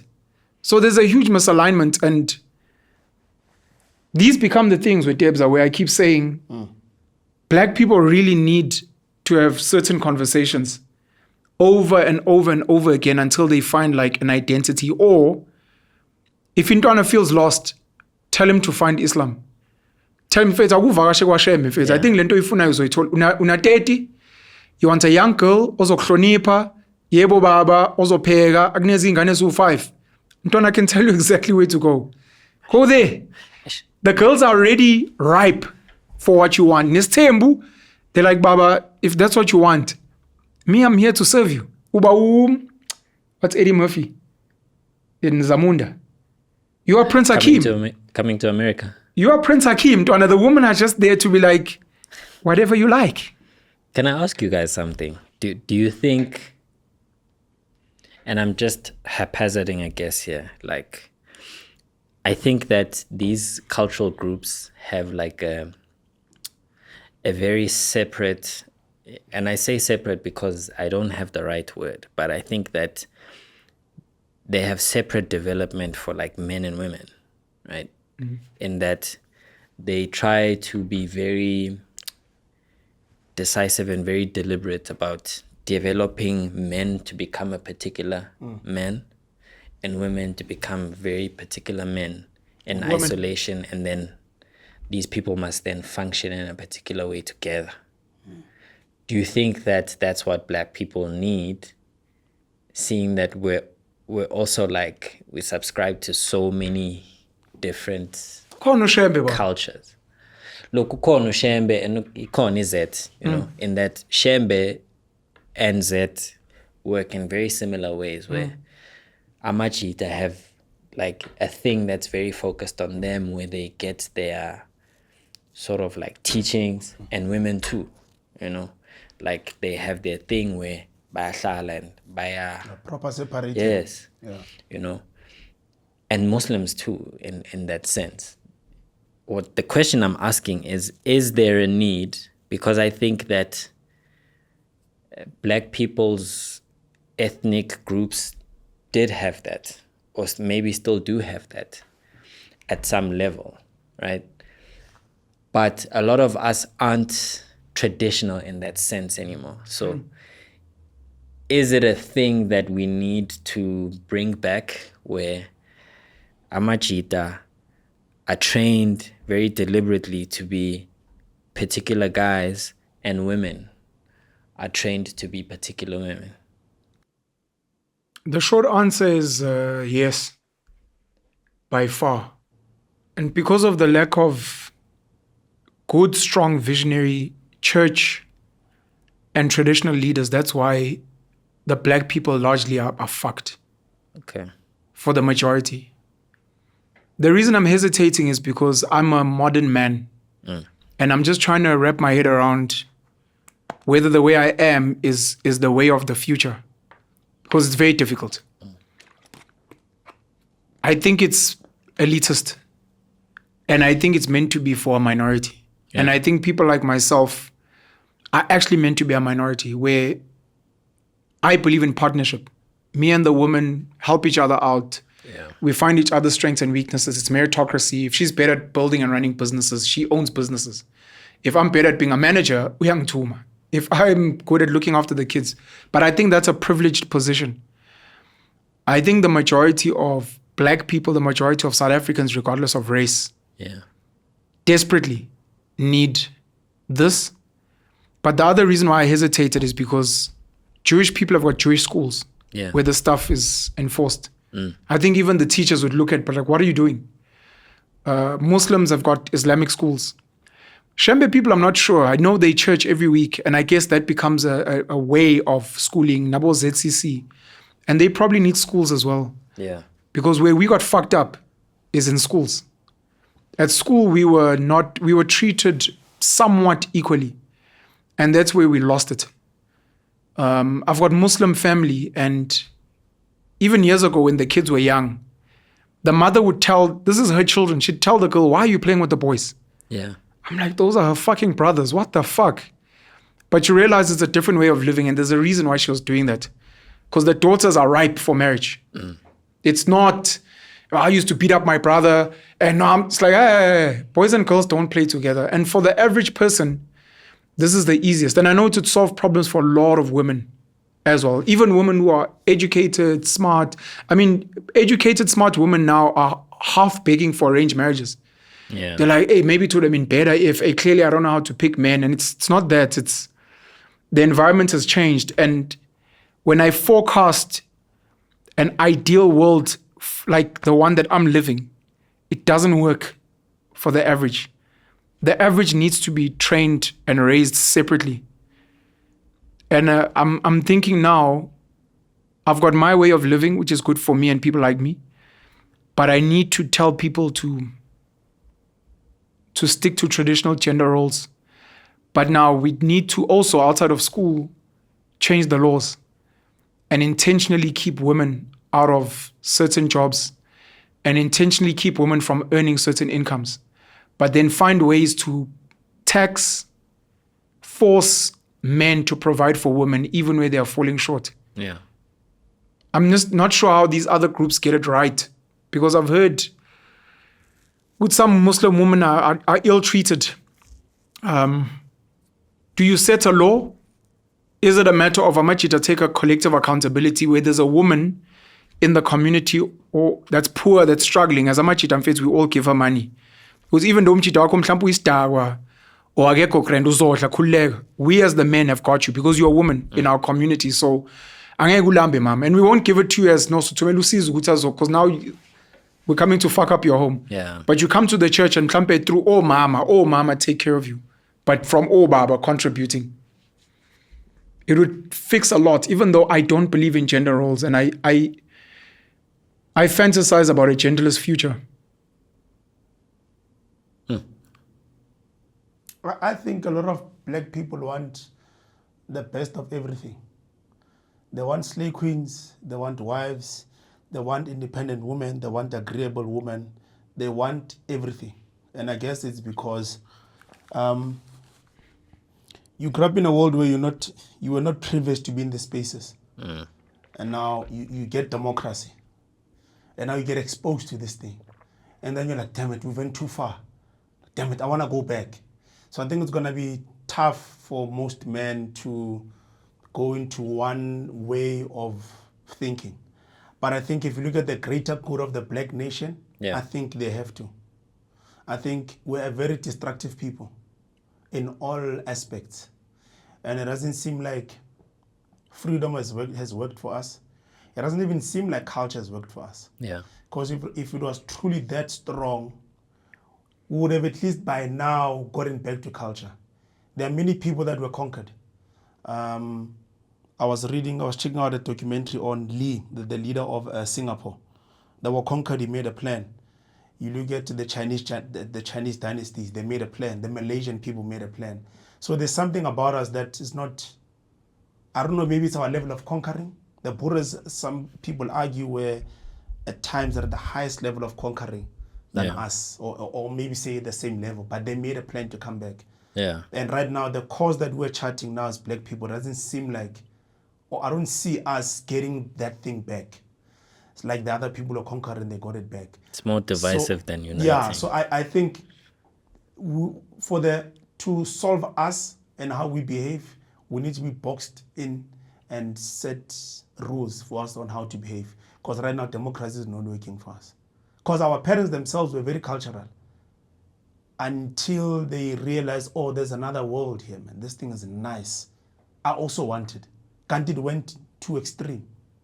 So I think we need to have a strict way of living as black people because we're too destructive now. Do you think men and women must go back? They should go back. That thing's going to be tough. Black women are going to be angry. I think black men want it, but they're still flipping one slave queens. That's another thing that's confusing about us. But I think for order, I think all of us need to go back. Do you think black people must go back? Yeah. Black men, let me stick maybe to the black men. Black men want multiple women. I think majority of black men still want multiple women. They just been boxed in this thing of monogamy and they choose to be in it. But if you ask every single one of them, they still want to live like a Shembe guy. Where I've got access to many a woman and I can take care of them the way I want to. Not how the woman tells me how to take care of her. And society. And the kids. Because she's going to want to take them to expensive schools and blah, blah, blah, blah, blah. Whereas the man says, I know how to do it. So I think we black men should go back. So we're having a potential discussion around men and women going back to traditional gender roles. Yes. Looking at some of these communities where it looks like it's working for them. Yes. I'm asking from a racial perspective. Yeah. If we're saying men and women are struggling, and what seemed to work was an old school way of living, and now I'm speaking black people as a whole that seem to be struggling economically, should we be speaking about black people going back to how we used to live, going back to the villages, farming, Because why would we go back on gender roles but not want to go back in terms of just as a race? Yeah, but now, man, it's 2025, Penzo. But the woman will argue the same. They'll also say it's 2025. I think for me, it's almost impossible to go back in that sense, because then the entire world would have to shift back. It doesn't. It doesn't. And you know, yesterday I was watching a documentary on... What do you guys mean? Yesterday I was watching a documentary on the guys that live deep in the Amazon. Yeah. I think it was does the Amazon cross into Brazil? It might. Yeah, I think it might. Yeah. Some Brazilian families. It was one of the most, the Jesu people. Yeah. Jesu, Jesu. About 10 years ago, they didn't have any connection to the outside world until the Brazilian government said, look. At all? At all. The Brazilian So they were government... like primitive. Yeah, primitive. By what we think primitive is, hunter-gatherers and all, you know. 10 years ago, the Brazilian government said, we need these people to have internet, because they're realizing that they don't have access to medication. The internet will make it fast for them to access medication. But they can't communicate with the outside world, you know. They need to take boats and blah, blah, blah. They speak to Starlink, Elon Musk, like, hey, dude, we need listening to Zako in the villages. And whoops, 10 years later, kids are now addicted to phones, and things have just drastically changed. But it has helped them from a medical perspective, because they can order the medication, someone brings them in, and people live much better lives.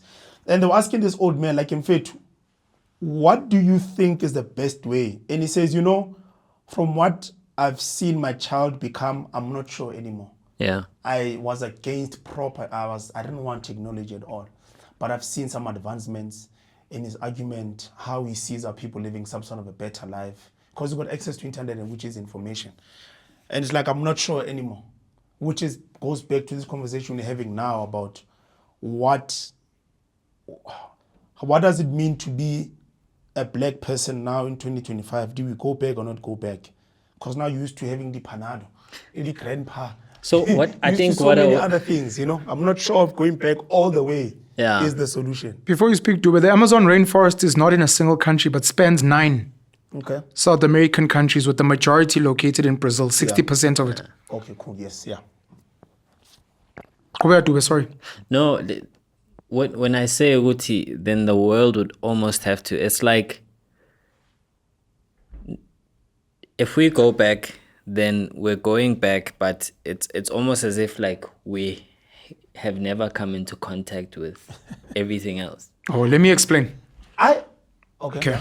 No. Unless you guys you mean it in a different way. Say, I think most women don't actually want to be in corporate. I think 99.9% of women don't want to be in corporate.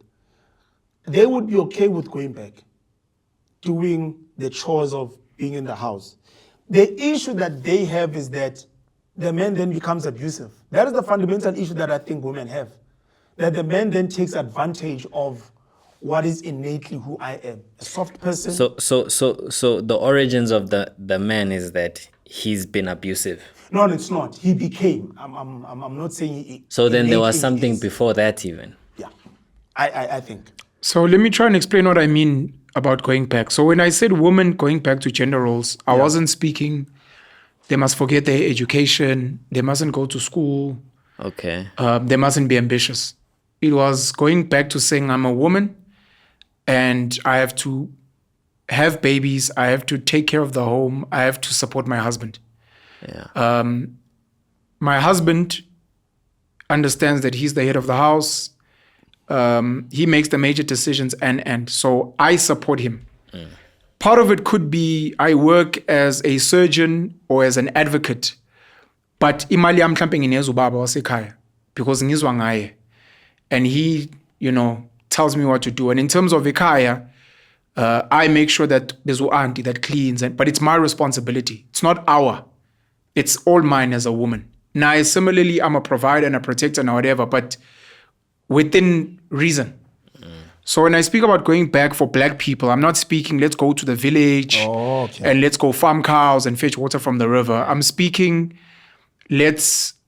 our governance is a king So we're unplugging from democracy. We're going to a king, and our wealth is in cattle and land. If we need to buy that, we buy it. And we'll still have internet and we'll have whatever. But your black child who goes to St. Banbani, a private school, who is chauffeured in a Uber Black, understands, no, mina umfana umZulu. In the same way, when he gets to school, this boy is like, I'm Jewish. I have to go to this. The Muslim boy says, oh, I'm a Zulu boy. Tine Kaya, we have to do this. The Afrikaans boy is, I'm Afrikaan. So nice. Similarly, it's like, no, Tina Zulus, when they speak about gays and feminism, we don't have that stuff. I'm Zulu. So we don't do that stuff. That's what I meant in terms of go back. Yeah. Not to say fuck technology and we won't go to the schools, but to say we are going to be what we are and we will present as that. But and if black people would agree to live like that, considering the world that we have now. You know, when you say that, I think of, there was a point where we were filming a family documentary for Andy Lengaba. I think it was around 2017. That was the first time I'd ever come across like a family constitution, a family crest, even just the idea of every single member of the family being documented into like this institution of what the family is. It's like by the time that Penuel will be gone from this earth, all his children would have been documented up until the last one, and then that other cycle starts of their children also being, because at that point they hadn't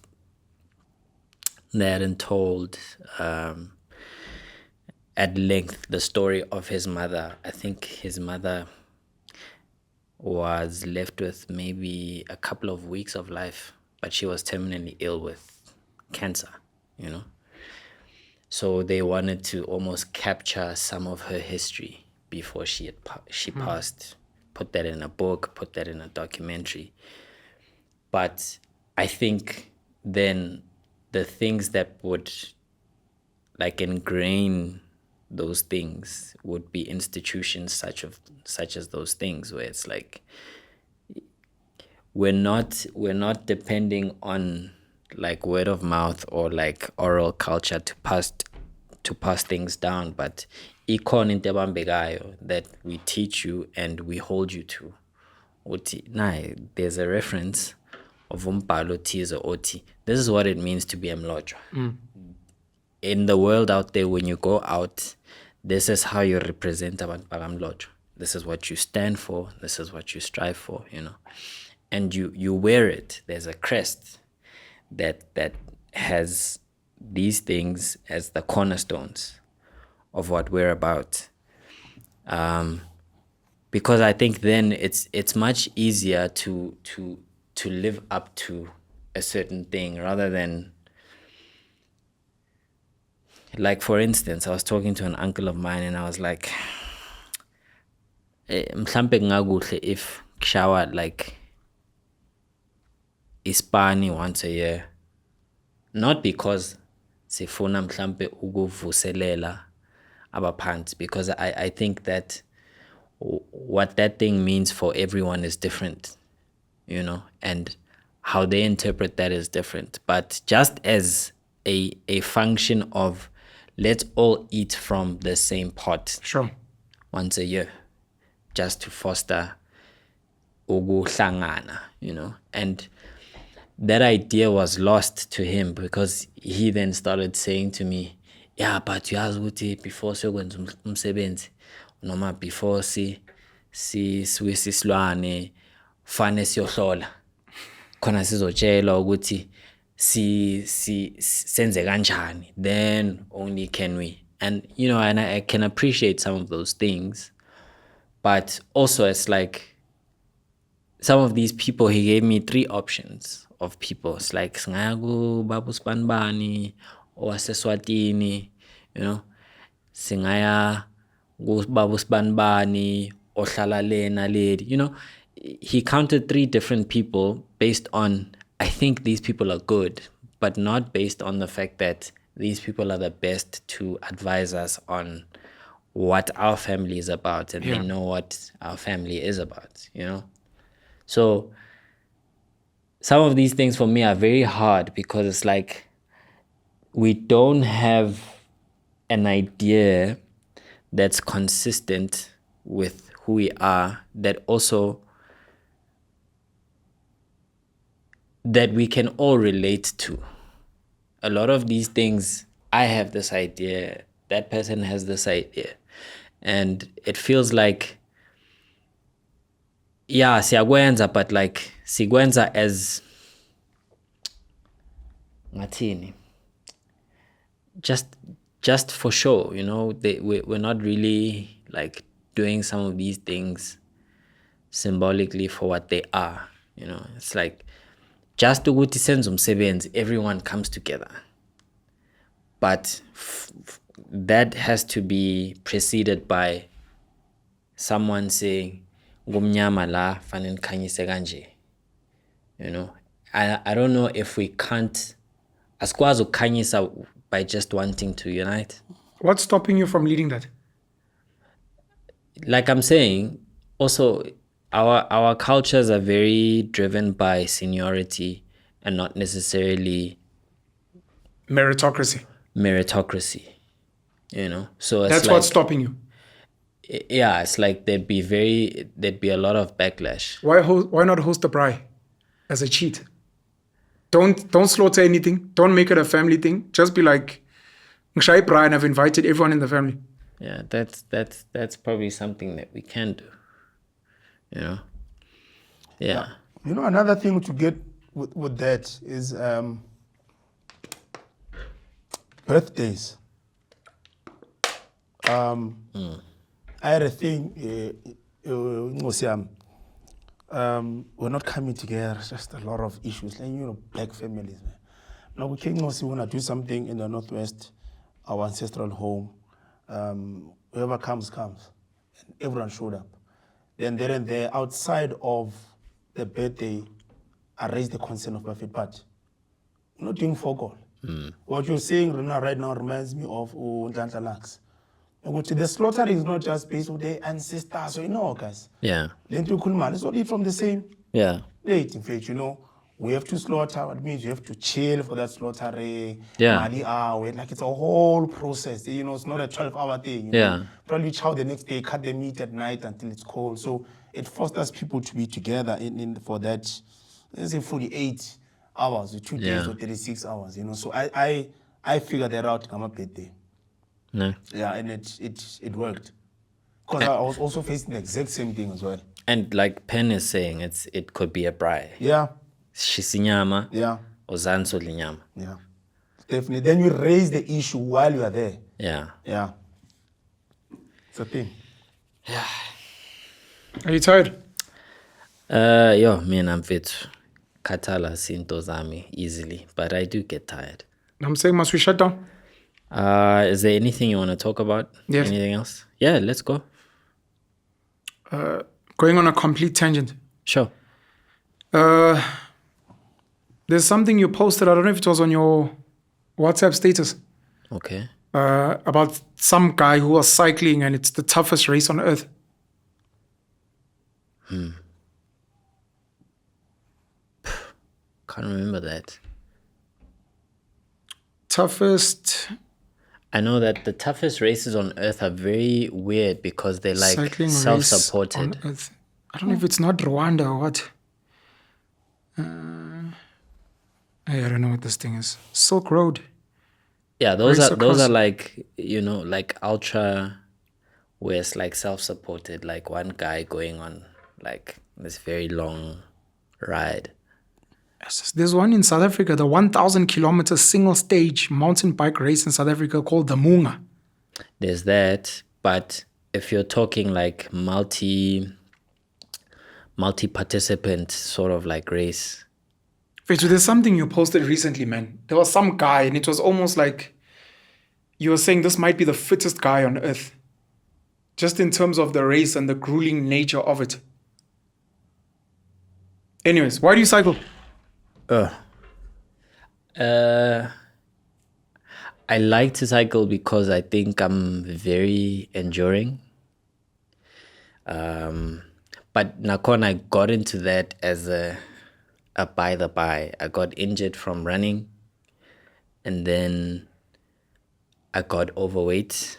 And then after becoming overweight, I needed something else to get active again. And the bicycle was the easiest thing to get my hands on. Okay. I had a bike, but I just do like 10Ks, 5Ks, just Did you buy it? home. I didn't buy the bike. I got the bike as a value exchange with a friend. The friend didn't know what to do with the bike. I was like, yo, I can give you this. I take the bike away. How much do you think that bike is worth? At the time, that bike was market value, I think about like between 800 and 1,200 bucks, 1,005. Normal bicycle.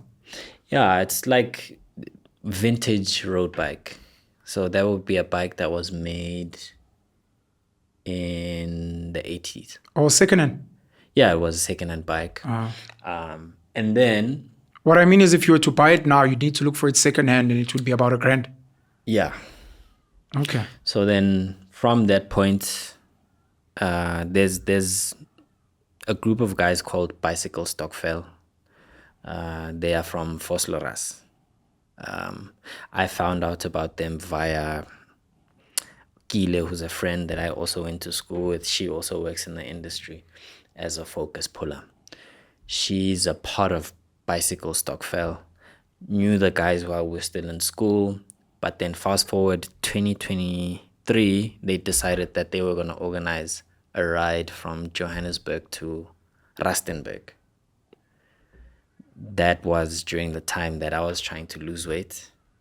And then I was like, oh, fuck, let me just challenge myself and do this ride. I think it was 130K or something. Man fika le? Nibuya kanjani? Then would come back ngemoto. Okay. So ride there, camp 2 days. Whose come car? Back. Someone drives. So yeah, Bicycle Stockfell organized this whole thing. We paid. They would organize transport back, feed us, everything. How much? Covered.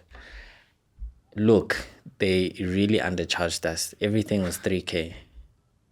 So that included meals along the road. Sure. But you had to bring your own tent, like camping gear. This is a one-day trip. No, so we rode there day one, got there, spent day two, hiked, whatever, woke up on day three, had half a day and then drove back. Okay. I think the race I'm looking for, I wanted to say this earlier since we were speaking about umjolo and going out of your way and joining hiking clubs and what abantu bathi kuyadliwana there. Yeah. People are using running clubs, hiking clubs, cycling. I don't know about cycling. I wouldn't say using them, but you wouldn't say using. I'm saying using. But you haven't heard. You haven't heard my point. You haven't heard my point. All I'm saying is that what has happened is that a lot of these people found themselves in the environment where it's like, see, look, I'm not gonna be here and be like, man, people are fine out there, like in shorts, in flipping tights. Look,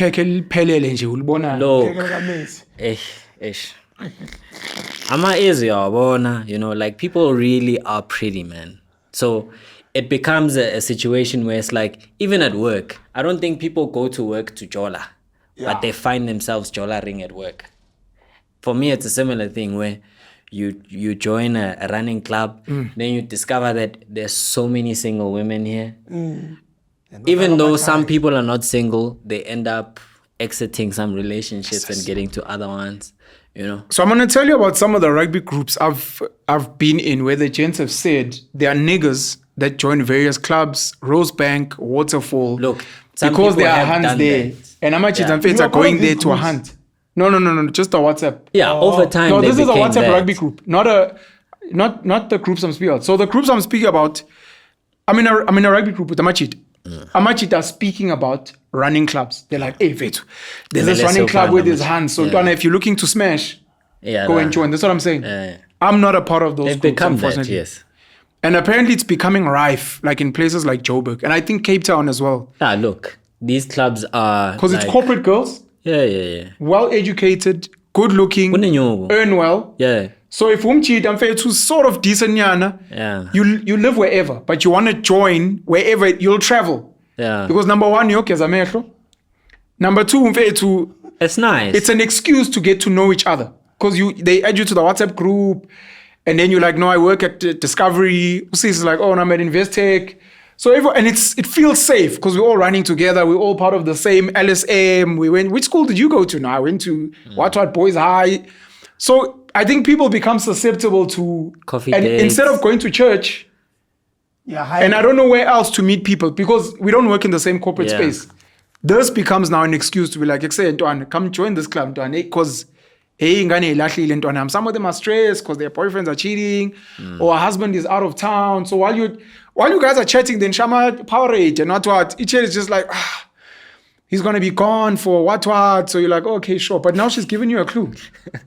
Are we gonna run on Saturday, guys? Because my husband's not gonna be around, so I'm bored. Yeah. And you're like, no, man, me and the gents are gonna be watching rugby. So if you're doing nothing, are you sure? I'll bring some of my girls. Sure. I remember. And then it's game the down. race now. I remember the race now. So UCI. yes. So I found it. UCI Road World Championship, September 25. They were in Kigali. Yeah. So it was tough for me to figure that out because that was the toughest world road champs. There's a video on TikTok. The men's elite road race was particularly grueling, featuring over 5,400 meters of climbing in a 267.5 kilometer course, making it the most mountainous world championship course since 1980. I think about Rwanda, Kigali. There were 168 guys who rode that race, and only 30 guys finished. How many? 30. Big new. I mean, 5,000 meters over 267 kilometers. 5,000 meters is 5.5 kilometers of incline. Yes. Over 267 kilometers. I saw you posting that and I was like, no, man, I'd like to speak about this. Yeah, and I mean, the guy who won it is, look, I don't know if there's such a thing as a 0.0001. There is. Yeah. The guy is from, he's Pogi. Slovenia. Tadej Pogacar or something. Tadej Pogacar. Tadej? Pogacar. Yeah. Oh, it's spelled Tadej Pogacar. Yeah. And you're saying it's Tadej? You know, non-Slovenians say Tadej, you know. Okay. Yeah, but the guy is just he's in a league of his own, man. Like when you listen to podcasts of him like talking to physicians and just him telling you his numbers, it's crazy. You know, like doing 500 watts like average for 30 minutes. Doing what? Like producing 500 watts on a bike. On energy. Yeah, for 30 minutes. Huh? It's the guy is insane. Like just watching him race other guys makes, and like these guys are elites. Like top athletes. The 168, for example. They're not normal human beings. Yes. You know, we wouldn't make it. It's not like he's abnormal amongst those guys. Abnormal amongst abnormal men. Yeah.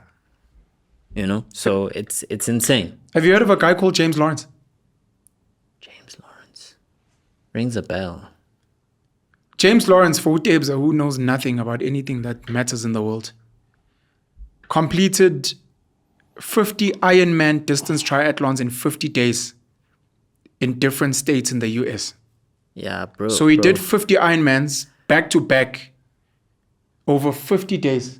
50 days. That man was overcoming something. 50 days, 1 day, Landelana in different American states. Now I'm divorced. He was overcoming something. But you know what Iron Man is? Yeah. Yeah, I won Iron Man. That's Iron Man. Yeah, I won Iron Man. Full Iron Man. Let me read it. Full Iron Man. Yes. They've written it here in American. What? I want to Yes, find it in South African measures. Hey, sick. Let's go Iron Man. Hey, that is hectic, eh? Iron Man. Hey. It's crazy. James Lawrence is his name. Yeah. Hey, come on, Vela winner. In internet is low. Why are they? No, they're giving me these things in like miles, and I don't want miles. I want kilometers. That converter. Read the miles. No, I don't want to convert. I want it written here. I'm opening the page on Wikipedia. So the Ironman triathlon, number one triathlon is 3 events. Do you swim? I can swim, but I don't swim well enough to do like a... Midmar mile? Never done those. 1.6 kilometer swim in the Midmar Dam. So I'm actually starting swimming lessons. For that. Yeah, to try my first... You want to do a triathlon? Yeah. Yes. I think I can handle it. So the Ironman triathlon consists of a 3.9 kilometer swim. Yeah. That's about 4 kilometers. Let me do this quickly. Yes. An Olympic sized pool is 25 meters. Yeah. 3,900 divided by 25. So it's 156 laps in an Olympic sized pool. But normally this is swam, at least in South Africa, in the ocean. Gqeberha. Yeah, Gqeberha. They swim in the ocean. Yeah. So you're dealing with currents and vibes. 3.9 kilometers swim, 156 kilometers, 156 laps in an Olympic sized pool. And then after that, it's followed by a full marathon. No, it's followed by, a cycle. 180.2 kilometer cycle. 180 kilometers is Joburg to Pretoria, back to Joburg, 612, halfway to Pretoria. Am I right? 60 Ks, ne? Joburg to Pretoria. Yeah, thereabout. Yeah. Yeah. Joburg, Pretoria, back, and then halfway to Pretoria. I'm just trying to think of another measure. Joburg to Rustenburg is how far? Rusty, depending on what point, but the entry to Rusty is about 120, 130. 120. Yeah. Because I know Comrades is about 90 kilometers. That's Joburg, that's Durban to Maritzburg. Yeah. So it's 180 kilometers. Yes, what tips? 180 kilometer cycle. This is after swimming 4 kilometers. Yeah, fun. And then right after that, it's a full marathon, 42 kilometers. That's not normal. That's Joburg to Centurion, because you go past Midrand. Is it? Yeah, thereabout. So Lo James Lawrence did that every day for 50 days in different states in America. Yes. Competition is what we're speaking about. Yes. He's not a normal human being, this guy. Yeah. What's he like now? I'm not sure. Do you think he's fucked up? It's gotta fuck you up in some way. That's what he looks like. Now. No, I don't know. This is just a picture of him. This is when we speak, like, there's elite niggas and then there's like the elite of elite niggas. Yeah. 0.1. Yeah. This is the picture of him I used to like the most. Yeah, he looks like a very, very shrewd motherfucker. He looks like a fucking psychopath. Yeah. This is not normal. Iron Man in South Africa, I think the cutoff in terms of time is 17 hours. Yeah. You have to finish it within 17 hours. You know, when you hear that, you're like, oh, but then it's like, what do you mean 17? Like, I must constantly be moving for 17 hours. Yeah. Do you know how long a Titanic is? I think it's 3 hours. Within all of that, you must have your nutrition. 3, 6, 9, 12, 15. Yeah. It's 5 Titanics and 2 hours of a movie. Yeah. 17 hours is busing to Cape Town. Yeah, and that's the slowest guys. Yeah, that's the slowest guys. Let me actually find the record for Iron Man Yes. world record. I wonder what needs to Ha happen. ha. That's it. Ah, fuck me, man. 7 hours, 20 minutes. Yeah. 4 kilometers swim, 180 kilometer cycle, 42 kilometer. And you know, a marathon, normally the cutoff is 5 hours. Yeah. Because Christian Blumenfeld. triathletes, the elite ones, those guys cover distances of like 45, 50 Ks an hour. Huh? In cycling. Yes, on a bike. So, for instance, I think Jamie... 50 Ks in an hour. That's how long it takes in a car. Those guys move. No, you might 100 kilometers. Yeah, Okay. but those guys move. You No, know? it's proper. Yeah. That is not normal. That's the speed that they move at. And Like, then what must be happening in your life to want to achieve such? and then you get off the bike and then you have to do splits of like sub 4. And sub 4 is like moderate. We're talking like 3 minutes per K after having done a 180 K cycle. What did I want to say? It takes years to perform at that level. I wanted to say the sad thing is almost every year, hey, maybe I'm lying, but it's people die during the Ironman. Yeah. There are casualties. People die.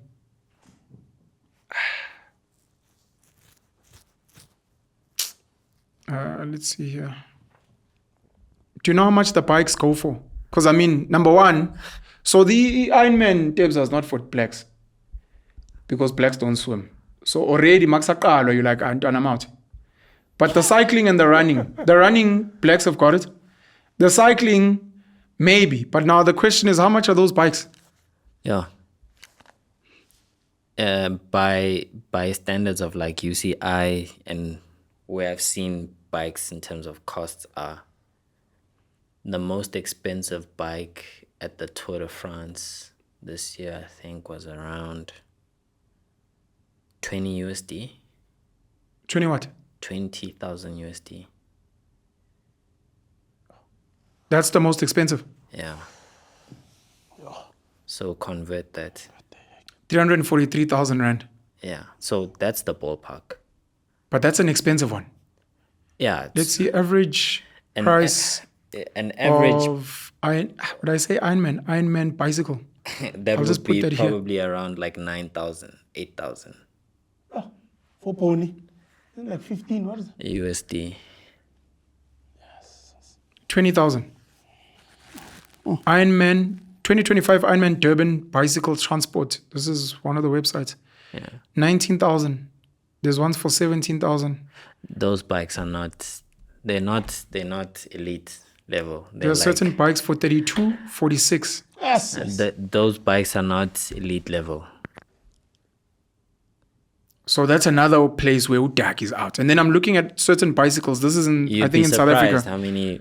A Colnago Colnago, yes. It's C68 T disc. Yeah. 427,000. Yeah. Bianchi Ultra Bianchi. RC Dura Ace. Yeah. DI2 350,000. Yeah. Those are Merida elite level. TT limited triathlon bike 140,000. Yeah. So I must no, let's forget. Yeah, well, Ironman Fest at some point I wanted to do it. It's like the Cape Argus, you know. It's a local mountain bike stage race. I think it's over 7 days, 700 Ks, and about 16,000 meters of climbing over that 7 days. Sure. For an average person who just wants to participate, I need to have 58,000 Rand. You know, I used to tell myself I wanted to do, after I ran the comrades, Yeah. I wanted to do the half Ironman and then I wanted to do the full. And I used to tell my cheetah, if I ever complete the Ironman, Yeah. I don't think I want normal human beings to talk to me. For sure. I think like For sure. I need to ask, like, are you a multimillionaire? For sure. Like, Have you built do you something? own a private jet? Or like, I don't think I need to be talking to you because sure. you're not in my league of human. I'm an elite species. For sure. Not only because I've completed this thing, but what it takes to get there. Because we'll speak the cost of the bike. Yeah. I don't know what the cost of the entry is, but then there's a cost, like the comrades. You must have qualified. You must have been doing other triathlons, duathlons. You must have traveled somewhere. I mean, if you're in Joburg, you need to fly to PE and travel. And there are so many aspects of it It's a crazy investment. just to get to the starting line. Yeah. And I remember at some point I used to be like, if ever I become like a billionaire and kids ask me to mentor them, I want to maybe ask like 5 questions and then I want to give them like 2-3 tasks. Yeah. That if after they've answered these 5 questions and after they've done these tasks, I'm willing to mentor you however. Yeah. But the questions they must expose exactly how your thinking is. I remember about Elon Musk speaking about 2nd layer, 3rd layer thinking. You know, you're stuck or you get dropped into a 50-meter container with nothing or with a pencil. How do you get out? Just to figure out how your brain maneuvers. And I remember one of my questions used to be at the time, what do you think of Jacob Zuma? Motivate. What do you think of Adolf Hitler? Motivate. And I need you to motivate as elaborate as you think. And from there, I just have an idea of the type of person. And then these tasks will be things like, I need you to go and find me this specific chocolate in this specific shop in Switzerland in this space. How you get there, how you fit. If you want to send someone or go on Facebook, guys, please can you send me fit? That's on you. But if you can get this thing done, it's going to say something to me about you. Yeah. I need you to complete the Comrades Marathon as an example. And it's not even the completing. There's something that's going to happen from here to there that's going to tell me the type of human being you are. Yeah. The Mont Blanc race refers to several trail running events, the most famous being the Ultra Trail du Mont Blanc, a 170-kilometer ultra marathon that circles the Mont Blanc massif through France, Italy, and Switzerland. I think those are part of the UTMB circuit. There's Yes, also UTMB, one- Ultra Trail du Mont Blanc, one of the world's most famous and difficult ultra marathons, approximately 170 to 176 kilometers. The ascent is over 10,000 meters. We That's also 10 have one here kilometers. in Cape Town as well. Yeah. Passes through France, Italy, and Switzerland. Yeah, So- those are crazy races. So I was in my head, because I need my own if you dream all kinds of dumb things. Yeah. I was going to do the Ironman, and then after doing the Ironman, I was going to do the Mont Blanc. Possible. And then I was going to stop speaking to every human being unless you're like a billionaire, to be like, please don't talk to me. I don't speak to mere mortals. You can go fucking talk to... I've seen pictures of the one that happens in the Western Cape, Cape Town. And I've seen pictures of like people halfway on the course. Yeah. It's as if you can see people's souls. Like just from the pictures, you know. Oh, me. Yeah. It takes a different kind of person. I don't think people who do that they're conquering, I think, things that we can't touch. You know? Yeah, and like you're saying, it's a different kind of like person. So number one, the Cape one, UTCT, Ultra Trail Cape Town, the title sponsor is RMB. Yeah. So already RMB is like, look, we want you to be part of our circle. Africa's biggest trail running race, set in the beautiful mountain trails of the Cape Peninsula, attracts some of the world's best trail athletes with demanding runs that require immense grit and whatever. It gets about 2,800 entries. Come on, break down this thing, man. I have to go back to Google. 100 miles. Let me go back to Google because there's something I saw here. Come on, phone. So you're never gonna get back. 163.4 kilometers. Yeah. 7,000 meters of elevation. 24 hours. Yeah, that's not normal. You're never gonna get back to attempting. I hope not. Okay. There are closed that certain chapter. things I'm scared of that I realize, which is one of the reasons I only ran the Comrades once and the Two Oceans once. The problem is if lento yakungena egazini Yeah. and awusakwazi ukuphuma, you become a slave to it. And I feel like it eats at your body, your muscles, your bone, your life. And the way I'm trying to live my life is I'm trying to live a full life. So I wanted to do the Ironman once and to just get in there at 16 hours. Yeah. Not try and fucking break records because at my peak fitness, which might explain what you're actually struggling with. At my peak fitness, I couldn't sleep. Yeah. And you read up on it that you can't sleep when you're at a certain level of fitness. The other thing is, for elite athletes, you lose toenails and those kind of fucking things Blisters. all the time. Yeah. Nah. Why? Now I can't be human. Like my resting heart rate is abnormal. I feel like things would look different and maybe the way my brain works. Mina, yonke indawo la ngikhona mele ngigijime, mele ngibhude, mele ngicyclishe. Otherwise, I've got withdrawal symptoms. I can't sit still. I'm constantly walking around. I have to wear certain types of sneakers.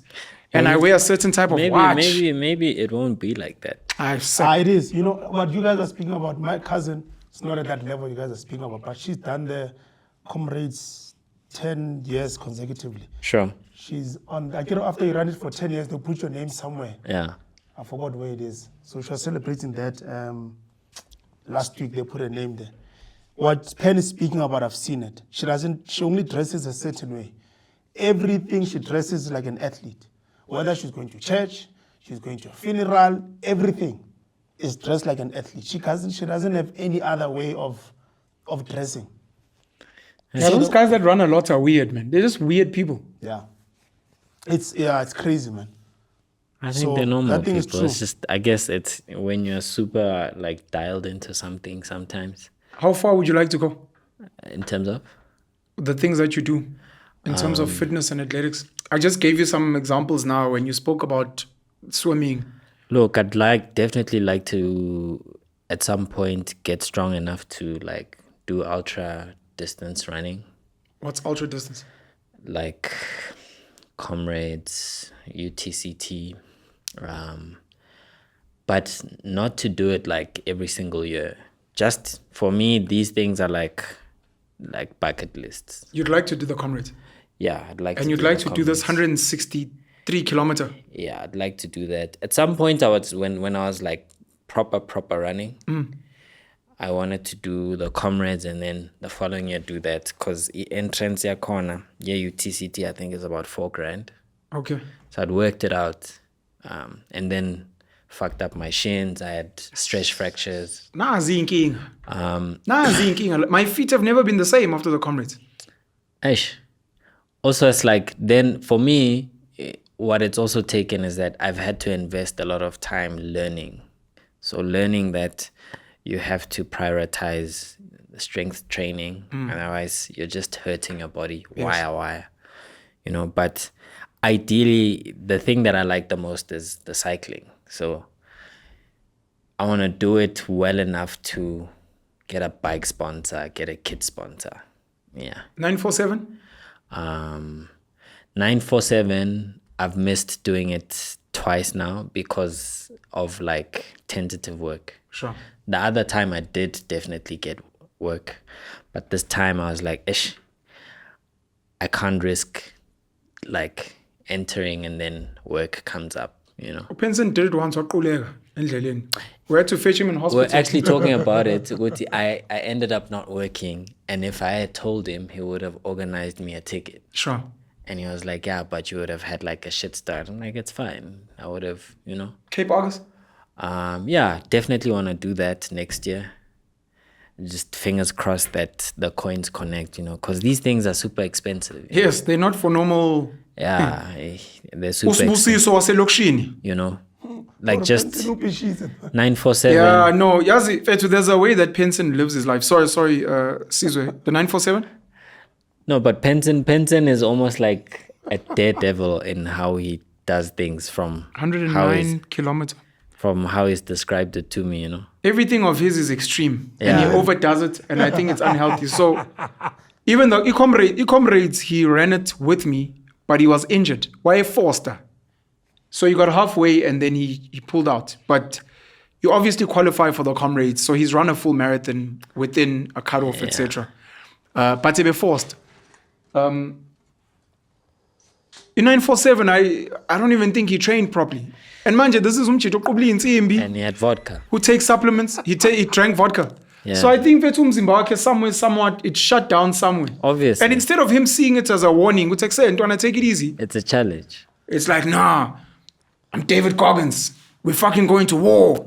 I'm Marcus Aurelius. And you're like, no, you're not. It's a challenge for him, you know. Fuck. Look, I think definitely if you, because I think that you can participate in some of these things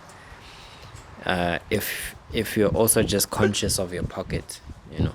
And I've had to learn, okay, cool, I love cycling, but how do I make it easier for myself? How do I get the best bike for my pocket without also like hurting my pocket? Would you switch careers to sense? do the stuff? So, for example, I think a lot of the specifically white guys Yeah. who are into these things work in certain corporate spaces if they don't own their own businesses. Yeah. So if you were to maybe join some of their clubs and they're like, oh, dog, this is Sis, is one of our guys. We're going to try and get him into Investec, into RMB, into a trading house so that the money is comfortably there. Some of their companies sponsor them and Definitely. Because even you'd switch careers. yeah, even You'd switch careers. I would. Yes. I would. That's how much To work as an investment banker so that you can be like a proper athlete. I mean, like, if it can hurt me less to do these things, definitely, you know, because that's how much I enjoy them. And on the topic of being in the spaces that enable you to do that, you find that a lot of people who do like the Cape Epic, you know, they do it through like their company sponsorships, you know. And that's the thing that I couldn't understand up until now. It's like, because you ask some of these guys, they come through, they have these jerseys, they're branded with like company names, and you're like, hey, dude, Zishangan, like, oh no, these are the people that sponsored this thing for me, you know? Because, like I'm saying, for a lot of us, the thing that's daunting, and sometimes I've also seen how people have gone broke, it's I need to get onto the best thing right now. And sometimes the best thing doesn't also match your level of athleticism at this point in time. So because I'm also very technically inclined, I quickly learned how to fix bikes because I started off with this very shit bike that at some point, I mean, it was a 8-speed. At some point, I could only shift through 2 gears. You know, so that also because at the time I was broke, didn't have the money. I got stronger because I couldn't shift to easier gears. So I had to ride it, you know, like in hard mode.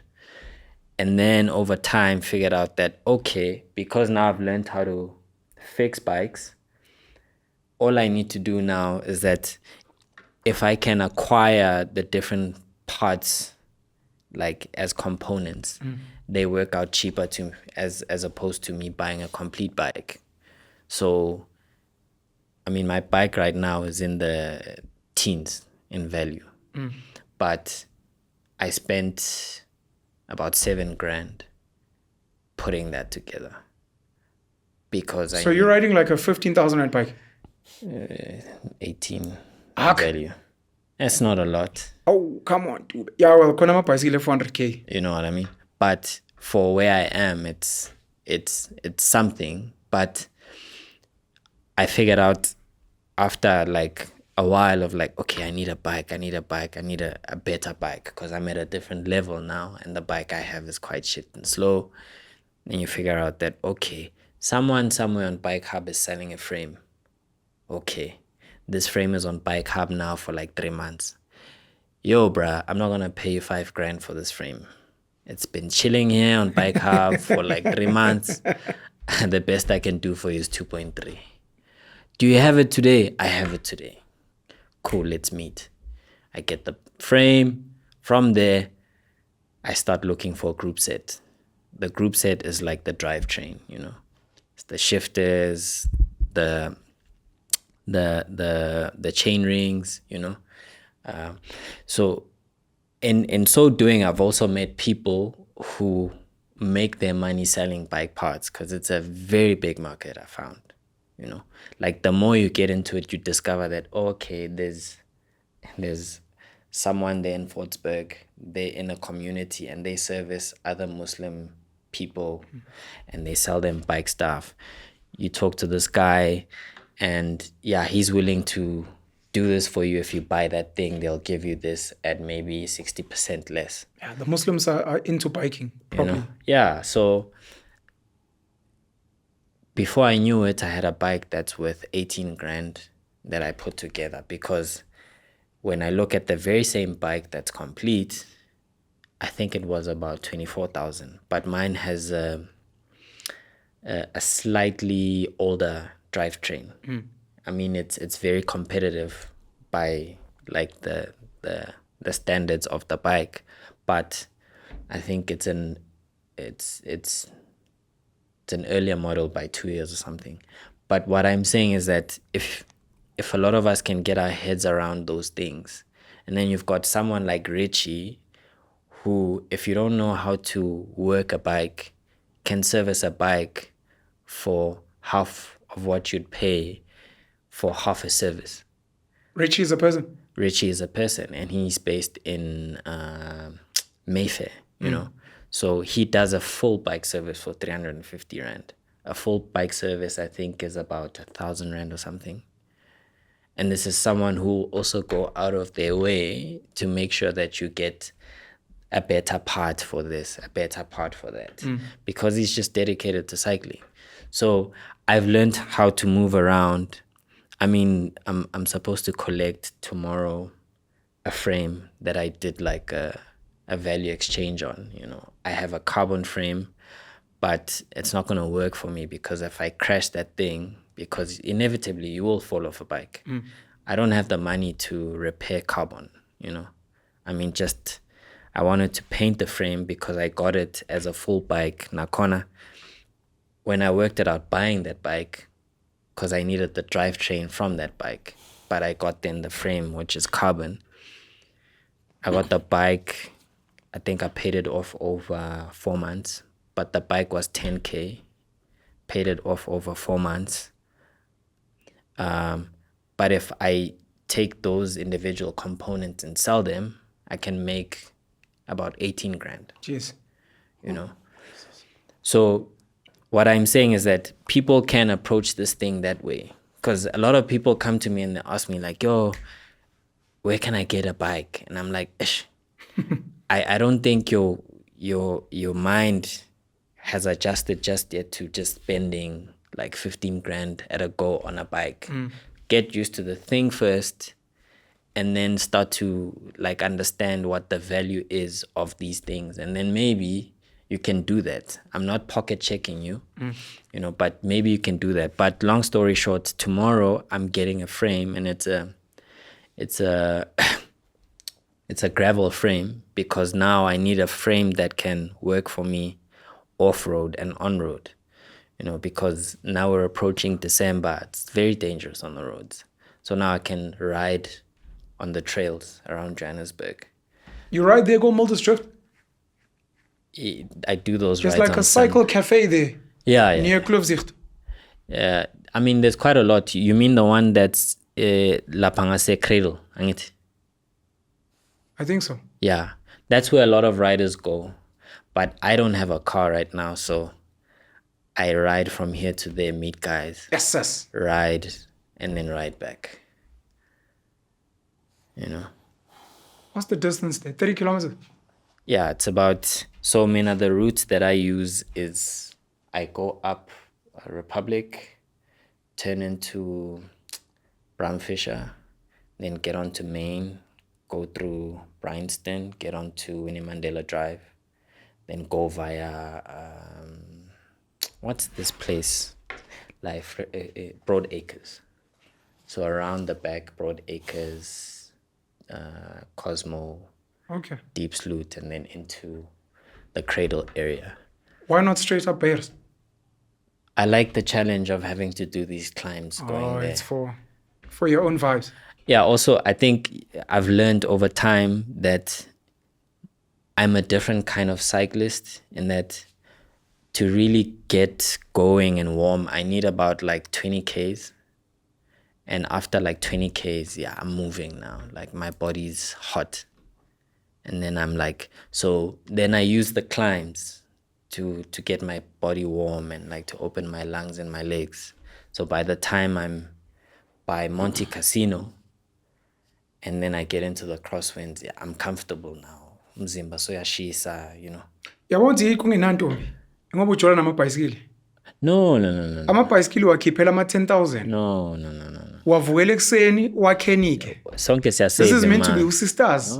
Umkhenikayo, Sonke. umspendela kuyimali. Sonke. Njengoba ushintsha iframe baba ushintsha shaya iBBL, ushintsha inwele, ushintsha inzipho. No, sonke. Faku 5 clip ofethu ashintsha inzipho ofethu abe blind. We all have things that we enjoy, and right now this is the thing that I enjoy. I save the money that I have. At least it also doesn't take away from other important things that I have to do because of how I've approached it. I know I'm not like super well off, and I'm really grateful also that the people I ride with, shout outs to Bandits Bicycle Club, you'll get all manner of cyclists there, like all like Poverty. no, not look, just like, you know, people who are super into it, who are obsessed, and then the people who do it just for vibes, you know. Yeah, that's what I mean. So about discriminate, and then you get people who enjoy just riding the more vintage stuff because they're quirky like that, you know. Yeah, so it's really dope in that I'm not in the kind of clubs where people ride Bianchis and Colnagos and Meridas, you know, with electrical shifters, DI2, all of that stuff. Because that stuff can really make you feel like an imposter, you know. You get to the ride and it's like, hey, you look around you. Look, and also I'm not trying to take any jabs at those people because some of these people like earn well because they really work good jobs. You know, some of these people are engineers, accountants, doctors, so they can afford to ride those bikes. Bicycle 300,000. You know. Thank you for educating us. I didn't know. Tebza, so khathele ufuna siqede. My last mention. Yeah. The JP Morgan Corporate Challenge. Yeah. Is one of the favorite challenges for corporate people because that's where they get super drunk and that's also where they hook up. It's not really a plug, but for people in corporate, I think for networking purposes, it's a good race to go to. You get to meet people from other corporate it's spaces. A race? Yeah. Okay. It's really not a serious race. Garano. It's about 3.5-mile race. Ngoba khona machira yidudla that go there. Benza sengathi bayowalker kanti bayophuza. 5.6 kilometers. Look, and abanye bafuna ukuyothola umjito ozobashela. But I'm just saying, since we'll speak about running clubs, hiking clubs and stuff, and for people that aren't as serious as you, Conan JP Morgan, I'm just not sure if it's open to people that don't work for certain companies, but people can go and research. Okay. Anything to close off with?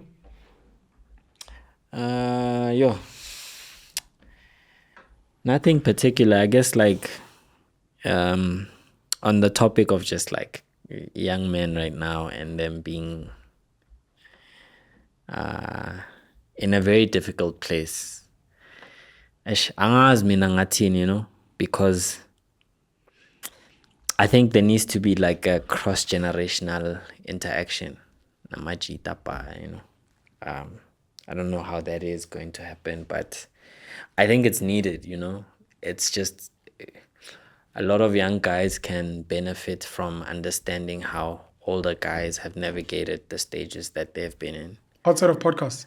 Outside of podcasts. Do you think we must host I don't know if a bra is always the thing. Do you think we must host, I don't know if you'd call it a lunch, where we just invite like a bunch of young guys and we just chat Yeah. and we make it a thing and maybe our own culture? Yeah. Cause like when you talk to a lot of these young guys, I mean I'm into like young gents. You're into young gents. You're into young gents. Lalela. Dube, come on, fit. Yabona why ungenantombi? You're into young gents. Sorry, I interrupted you. You said you were into young gents. I'm into young gents because their minds are really they're really interesting in how they work. Super creative, you know. So when you spend a lot of time with them, then you discover that some of the stumbling blocks are just mental things and them trying to navigate just those mental hurdles. Just like, yo, Dwana.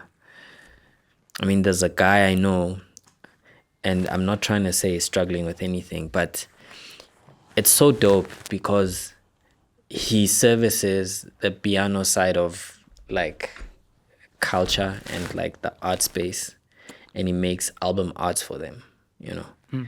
He's made album arts for like a lot of guys that are popular. And I was like, yo man, so uspana kanjani? He's like, yo, hey, nah, ngashagule app le. I was like, wait, what? Da ngashanga app on my phone. Bese yabo mangama changes, shama changes, export ispani, bathumela ispan. I was like, wait man, are you serious? He's like, yeah, angna laptop, angna, you know.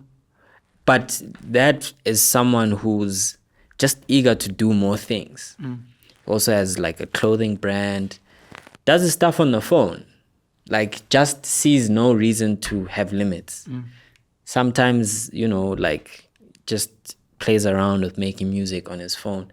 So these are people who are, I guess, more advanced than my generation in that this small device in their hand can give them the world of possibilities. Yeah. Whereas, I need to buy that computer that's worth 60,000 rand, you know, and get Download this the software. program. And bro is just like, emotions cards. Sometimes meaning shy span fast. Get the work out there. So Yeah.